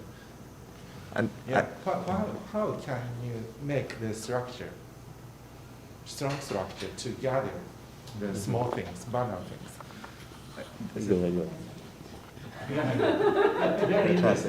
Okay. 日本語で今言いました。言ってない。建築日本語で言ってないでしたよね。ストラクチャーとは何か、彼らにとってストラクチャーは何かという一つの建築を作り上げるのにやっぱり大きな構造がある程度必要じゃないかって平田先生がおっしゃってで僕もそうだなと思うんだけど、彼らの展覧会は相互扶助の構造っていうのがテーマなんですよ。でそのストラクチャーっていうのは彼らもすごく大事だというふうに思っているはずで、そのストラクチャーってどうやって作っていくのか、何がストラクチャーなのかっていうようなことを聞いてました。What is structure for you? Yeah. Yeah. Yeah, exactly. That's what I was going to say. No, yeah, that's what I was going to say. Yeah, exactly. Yeah, go ahead. But that's exactly it. It is really the framework that organizes everything in a way, and that's something that we constantly have to negotiate throughout the process. And it's not that it's us defining the framework and then fitting all the information, but it's also defining the framework with the community. So the community is actively part of understanding and shaping this framework. And that's interesting because we of course, the structural framework, right? There we work in different scales. So we want the community to test the space in full scale, in small scale. Then again, you also with the grid get repetition, right? So you start creating space vertically, horizontally, and that is kind of becomes the framework which we then can start to fill also. But it's important that the community is part of also shaping that framework. I think so. It's not us projecting that onto them, but it's something that is as much as part of defining the building. So like the grid, for example, where you raise the floor and you get the angle of the roof, and then you can repeat that across the grid. That's kind of the structure here a bit. Yeah. So when we're talking of structure, it's really about like a more abstract idea than it is the structure itself. Like it's about that process that Alex was mentioning also, and I think it was the structure that we are trying to create, or this framework, is also about creating that method of communication with the community, so that like let's say the grid came about because we were talking about also budget. Like we had to really literally budget how much this building was going to cost, and in effect we tried to understand how much per square meter this building would cost, and effectively that created sort of like these boxes, and we tried to use these boxes as a way to budget program within the community. And then when we took this space budget, in a way it was easy to translate it into the grid system that we eventually worked on. So the determination of the size, the quality and quantities of the program in space were related to this language that we were talking about kind of modules and grids. Yeah. In Vietnam, for example, the grid is a very important way of describing and understanding your home.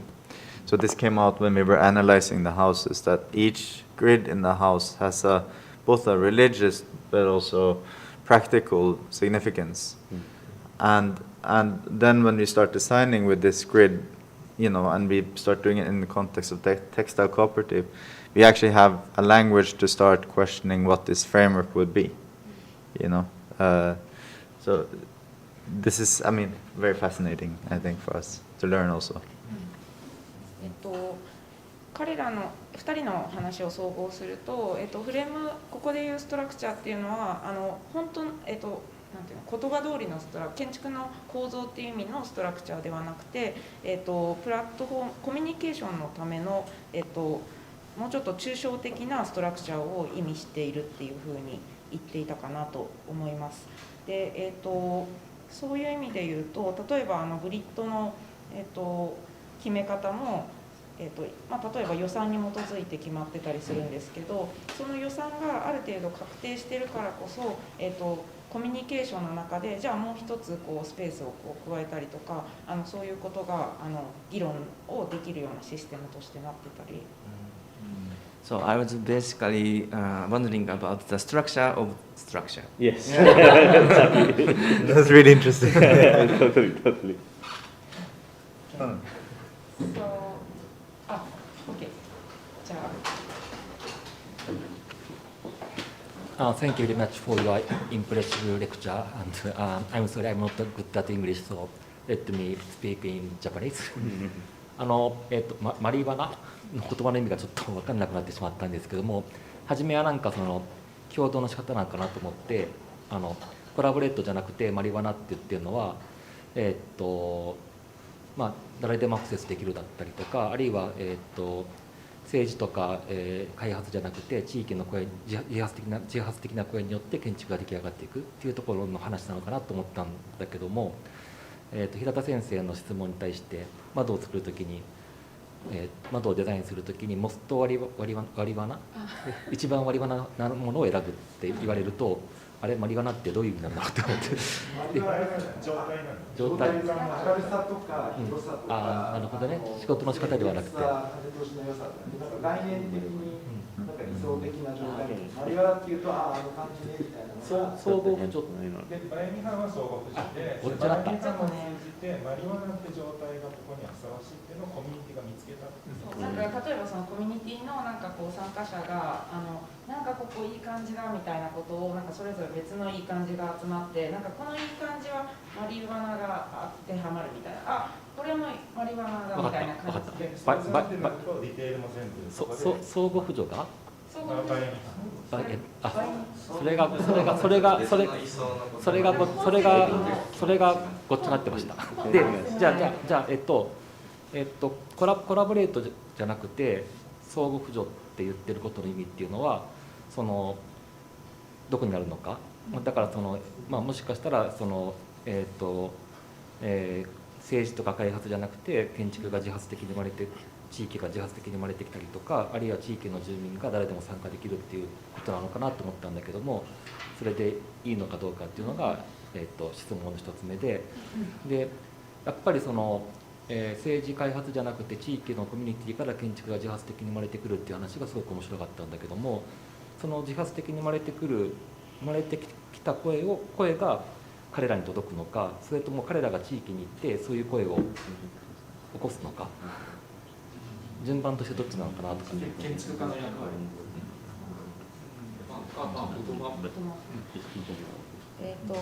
His question is about the difference between collaboration and your concept mutual support. What is the difference? And the second one is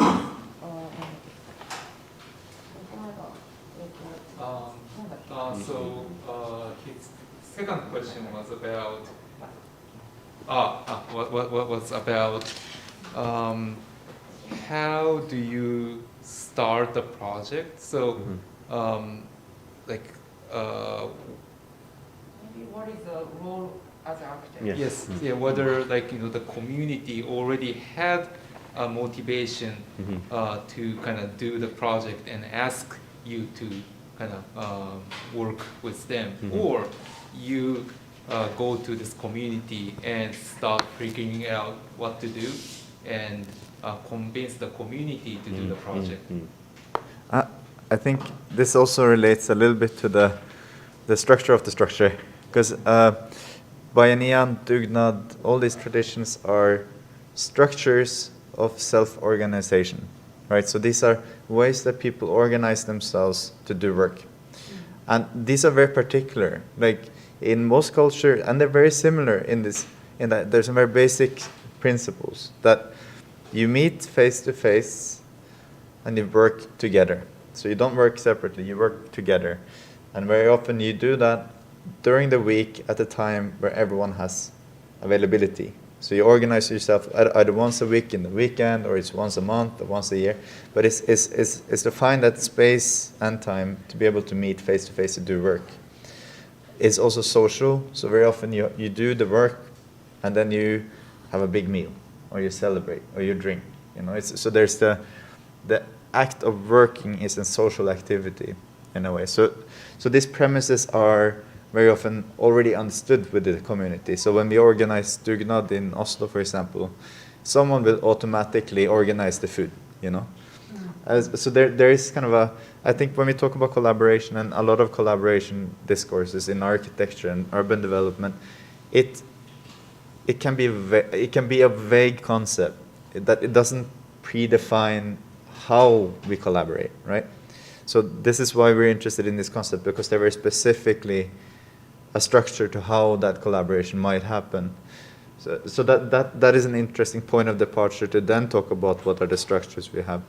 And then the second question was about how we start these projects.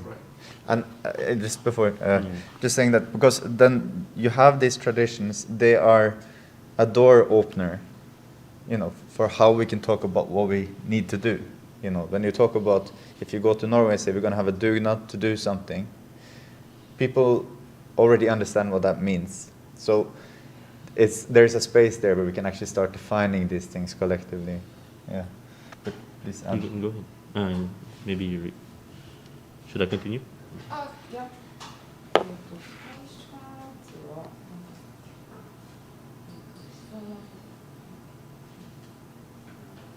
やつはコラボレーションのと相互扶助の違いは、端的に言うと、自己組織化された動きかどうかっていうことを言っていました。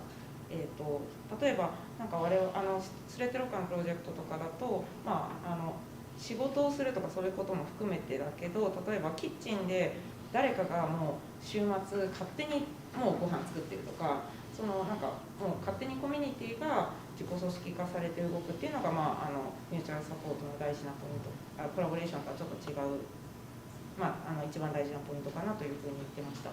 で、2個目が、どうスタートするかっていう話だったと思うんですけど、ドアオープナーって言ってますよね。Would you clarify what the door opener is? Okay. Someone from the community, Yeah. or is it like? No, it's like an easy way to start working together because everyone already has an understanding of what it is already. So it's like it's a step in already. Like you don't have to go through the first barriers because you already understand how to work together through the tradition. And it says something about hierarchy also. So these traditions are very horizontal, and So when we talk about like how we start projects, how we initiate them, and so on, if you organize it through these traditions, very often the way people communicate with each other is very different than if I was to invite the community into a community meeting, right? Because then I'll be speaking and they'll be listening. But if you're doing it through these traditions, very often there is this assumption that we are all going to pitch in. So we can start a session, for example, but most likely everyone would know that they're expected to then pitch in, right? So there's a different type of space created for discussion. いくつかそのディスカッションの場を作るやり方があるっていうふうには言っていて、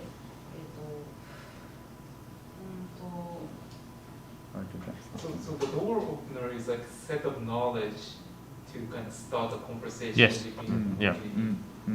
Yeah. 一番最初からやる。エレコマ Yeah, I was very interested. I can add a Start bit. with very little subtle, starting point. Mm. I was very interested. Thank you. Yeah, I'd like to add also, like, I mean, when we talk about starting the projects also, normally in most cases, it's never us to initiate. I mean, in all cases, we've not initiated the projects ourselves. It's normally that the community has an idea already, rough idea sometimes that they want to create already, and we are never supposed to be the fuel, fuel for this train. We have this idea, we have this Metaphor. analogy, right? Where our role as architects is to not enter or to start, like this, we call it the train analogy, right? So we're not there to start the train and to keep the train running.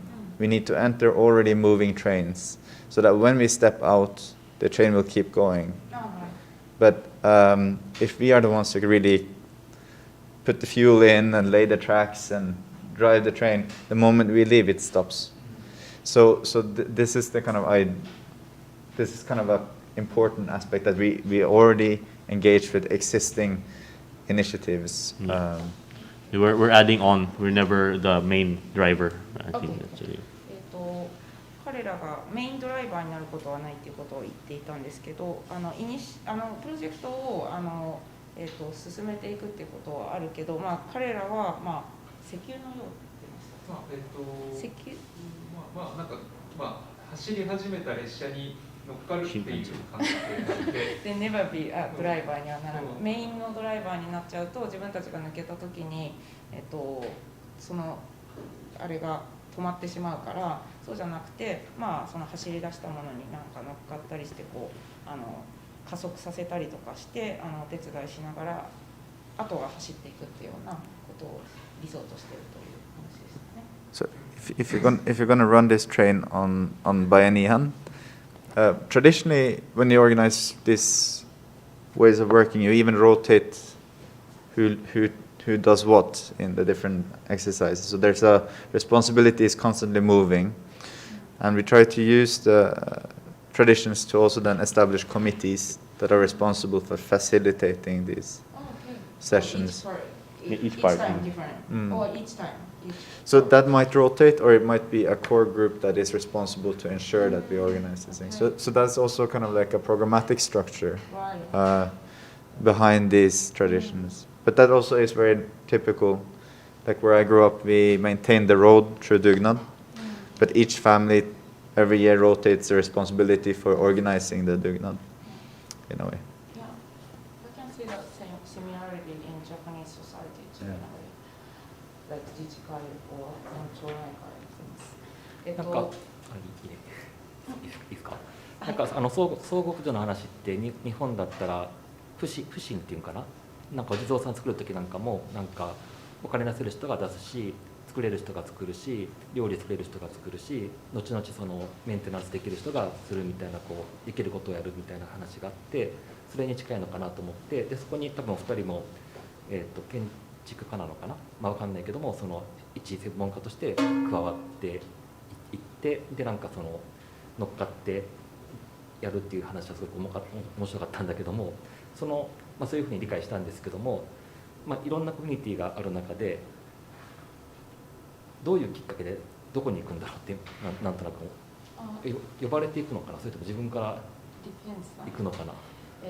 He's talking about the starting point, like how you start the project in a sense of who asked you to do the things, and it's depend on the project, right? Like sometimes a biennale is just there is a biennale, and you know the community, and you decided to make apply, and collaborate. And the one that you were working on is you asked for from the NGO people. You mean Tacloban?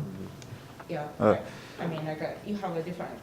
Yeah, every project is a different kind of entry into the community. But the important starting point is the discussion about the tradition, because that defines how we then move forward. NGO の人に頼まれたり、ビエンナーレがきっかけだったからスタートしたりっていうことが、そのプロジェクトごとにちょっと違うんですけど、でも確かになんかどうやって、普通になんか日本だと、受けて仕事するものだとこういうことができないからすごい共感をします。ボランタリー。Yeah, voluntary is the key also, because like I can imagine in Japanese society like for architecture field that if I wanna do something similar to you, I kind of cannot do only the normal work like somebody municipality asked me to design something like library or something like it's already decided. You know what I mean? Like you cannot make something like okay, what we can make, and this kind of thing like we cannot start like yeah. 一地域に根ざしてじゃなくてそういう仕事の仕方なんだけども、なんかフィリピン行ったりとかベトナム行ったりとかそれがすごい Yeah, I was also impressed with the situation that you are not only located in one project in one site, but you are moving and having different projects. But why this happened? But this is also where I think we're very, I'm saying that these traditions are door openers, but because they connect different understandings, and that allows us to move from one place to the other, right? So does that make sense? It is kind of like a bridge, right? These traditions are, all cultures have these traditions, and they exist in parallel to the kind of predominant system that most societies have, which is organized around capital and service. But most cultures have these traditions that we can mobilize at our own initiative. We don't need necessarily money to do it. That means that there is actually a lot of communities and a lot of places where we can create projects that we don't even know what is yet, because we can just start by meeting through these kind of non-commercial platforms. So in your case, like you have this idea and you have a project in different sites like Brazil or in India and Vietnam, and how it happens. I mean, so it accumulates, and one thing leads to the next one. People hear about the project. right. When we came to Vietnam, there was a big movement to match us with someone that had an initiative. So we were actually visiting many projects and saying no to many also because the conditions were not there to genuinely have a mutual collaboration. So basically, NGO people find you and asking you to come Yeah, to the country. NGOs, architects, other people who have watched lectures, things like that. Right? So Maybe different. maybe, Maybe different. it's like all of these things we try to share as much as we can, in the hope that also maybe people can find a connection between what we're trying to do and maybe what they have found as a need within their community, and maybe that's when we can connect. And working with you. I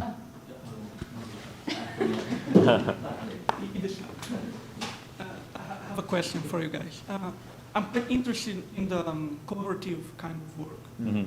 And all your work is basically on collaborative work.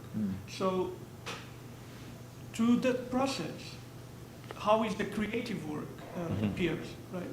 So normally I would say that an architect would take control of the design of the project. Through one client gets the order and then it controls more or less the design. But when we are talking about the big structure, where there are many people from many backgrounds, from that are inputting their own ideas based on their experience and their life style or whatever, they're putting their knowledge into the creation of a project. Yes. And the architect is normally the creator of the image of that is on people's heads. At what point do you feel that the creative process stops being from the architect and starts coming more from them? Or if you can manage like a balance, equilibrium between the creative process of the architect and the creative process that comes from the other members of the structure. And my question changed a little bit. I had another question in mind, but you talked about the train, right? And you enter the train, then leave the train. Yeah. I'm wondering if at some point you enter again the train, the same train. Yes. And when you enter that train, it's the train's a little bit different, or it's still the same train and you just keep going with that train. So how does that train change? Yeah.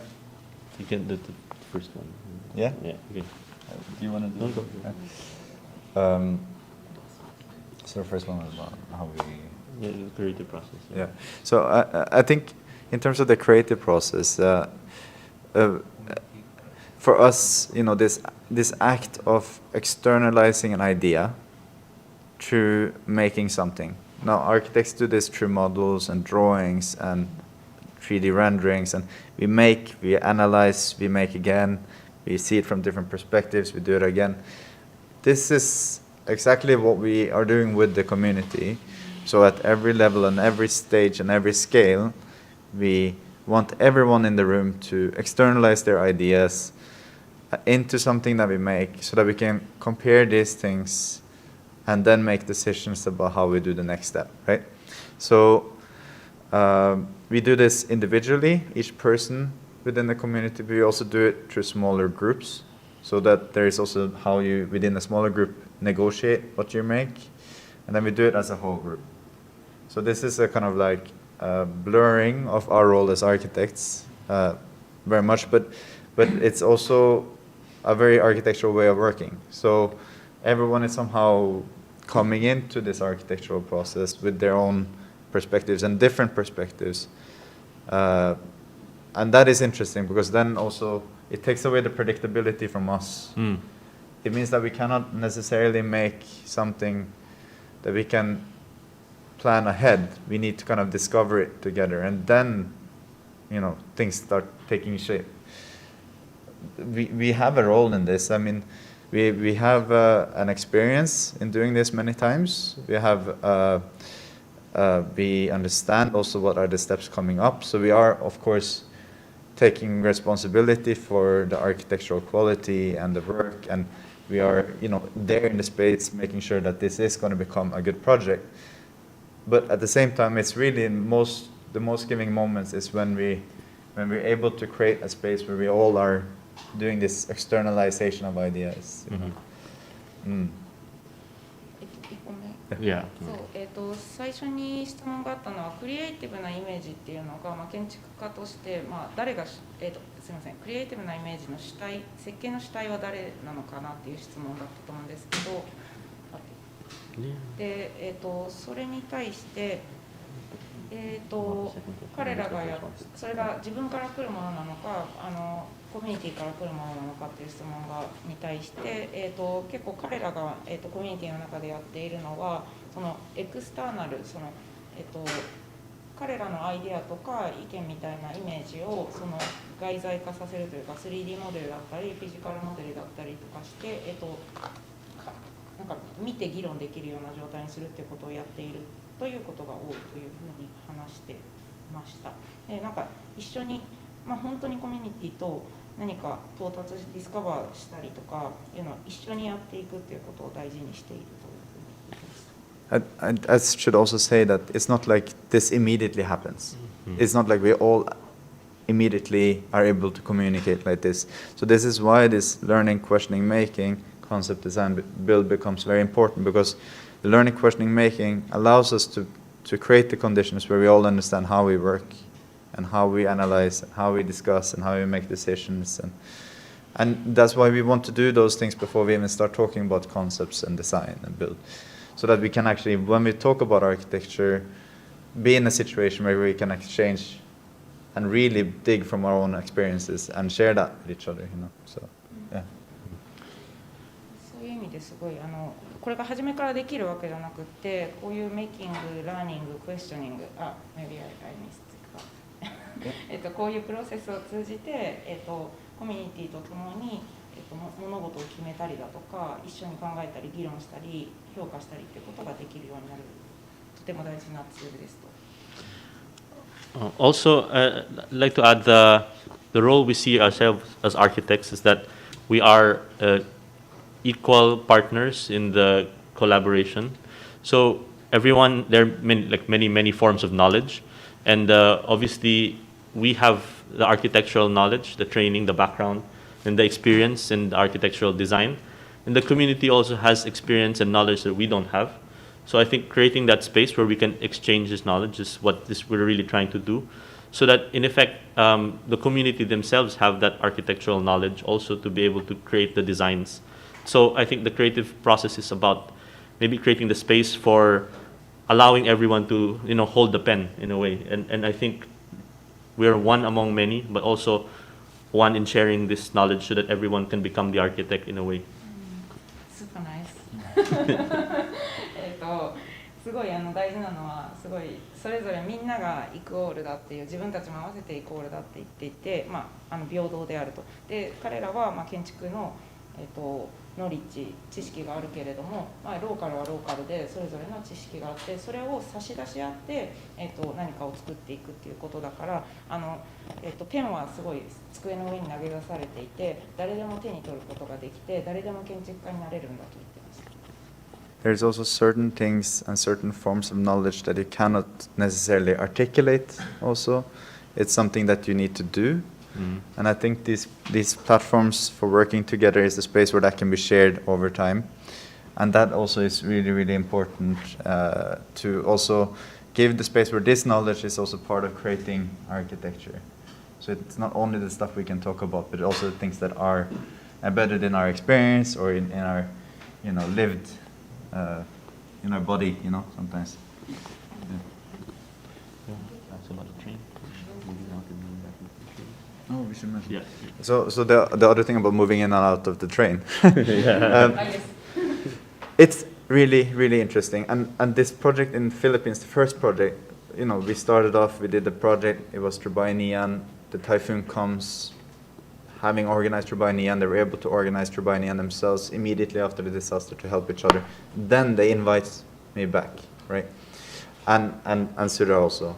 And what's interesting there is that the structure of how we work together strengthens, and it allows for a much more richer discussion. You know, we get comfortable with each other. We can actually have critical discussions, and that's really interesting. And sometimes this train takes different directions also. So we have projects where we do an architectural project, and you know, I come back to the community later, and they use that process through music to do what they want to do. So this is another project in London, but it's kind of like how you start a creative process that can take many different shapes, but the way of working can be translated into other mediums that are more practiced also in the place where we work. So it's like they're really taking it sometimes on different tracks, you know. We see also that this is being used in each of the projects. They get their own life. You know, we didn't show the Brazil project, but this was a contribution to the São Paulo Biennale. We did political banners that, you know, was exhibited as part of the Biennale. But then they started the whole demonstration process of changing the laws for migrants in Brazil. So like these projects that trigger so much more, they can become so much more than what we can predict, you know. And that's why it's like when you come back into the train, it's no longer your, you know, we don't necessarily have a place in that train anymore, but you know, sometimes we find the seat. Yeah. Not reserved. Shinkansen.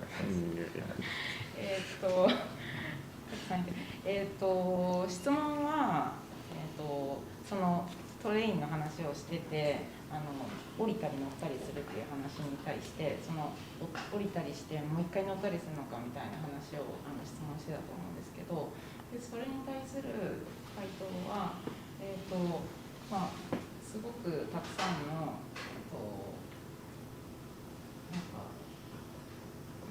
すごくたくさんのunexpected なシチュエーションがハッピーですよね。予想外のことが、まあ、すごくたくさん起きて、まあ、例えばブラジルのサンパウロのプロジェクトとかもデモによってちょっと全然違うことになったりだとか、まあ、そういうことがよくありますという。はい、So, we have time, right? No, we don't have any time. So, if we don't have any other one question, we close this session. So, is it okay if you have something? Okay, so very quickly. Please. Is this working? Is this microphone working? Okay. So I enjoyed your presentation very much, and I enjoyed seeing the work.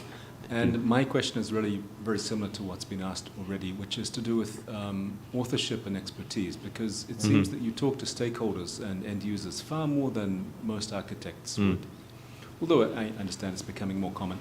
And it's a very romantic and beautiful idea that everyone is the architect. But of course, it's very challenging to the idea that architecture is a profession and architects have expertise. So an architect is perhaps someone who gives structure and form and image to a problem or an issue. Or someone who perhaps just facilitates the realization of ideas that are among the people who are going to use the building. So I wonder if you could just finish by giving us your manifesto or your statement on what the expertise of the architect is. It's an essential question. I think that it's interesting, this work. 建築的なマニフェストをお願いします。Right. I think it's interesting to start seeing architecture as a process rather than objects. So what we are specifically looking at is the process of mutual support. The built object then becomes something that is not necessarily finished at one point. It's something that keeps developing and transforming. It's in the making, it becomes something, it transforms and maybe disappears.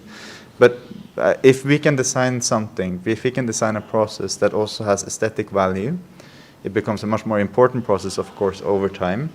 where the values is defined with the people that would actually be using that building. It actually is understood in the way that it is created that way. You know, so who assigns value to architecture is important, because if it's only the architect or someone external, and those people that actually are going to have to live with this thing don't share those values, there will be a conflict, or there might actually be that they're not actually used for what it's purposed, right?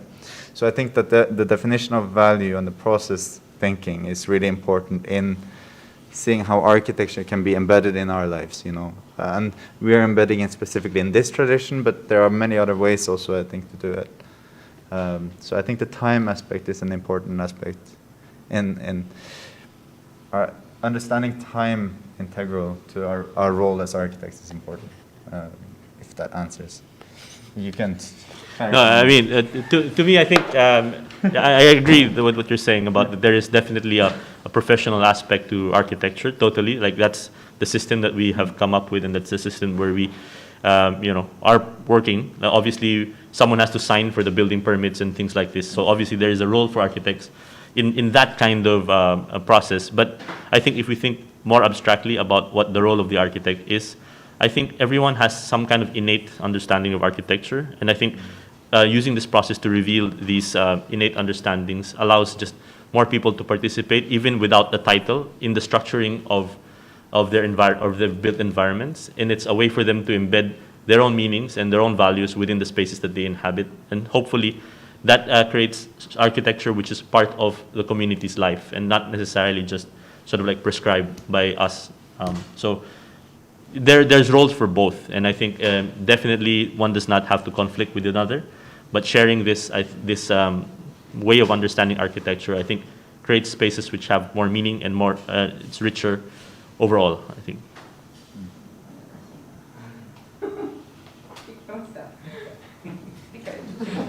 Maybe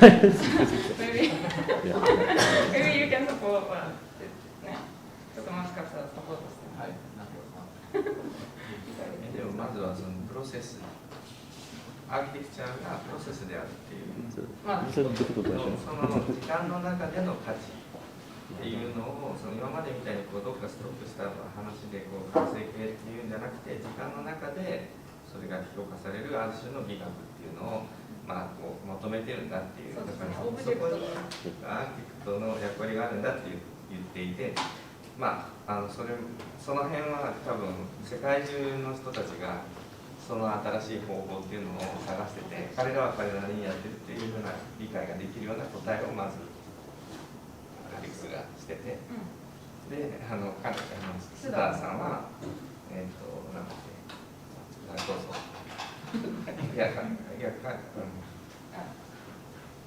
須田はそのアーキテクトとしてアーキテクトとしてサインなんかそのリトラルな意味でのなんかサインとかをしなきゃいけないところはあるけれども、それよりはそこにタイトルみたいなのがなかったとしてもそのだからもっと抽象的な価値としての建築っていうものについてやっぱり考えたい、そういったものは置いておくとして、でそれをシェアとか一緒に理解したりとかシェアしたりすることがすごく大事だと思っていて、そのレベルのことっていうのは誰しもやっぱり考えられるはずだっていうところにポイントがやっぱりあるっていう話だと思います。Thank you so much for the discussion and questions. Thank you very much for questions too. It's beautiful questions. ありがとうございました。Thank you.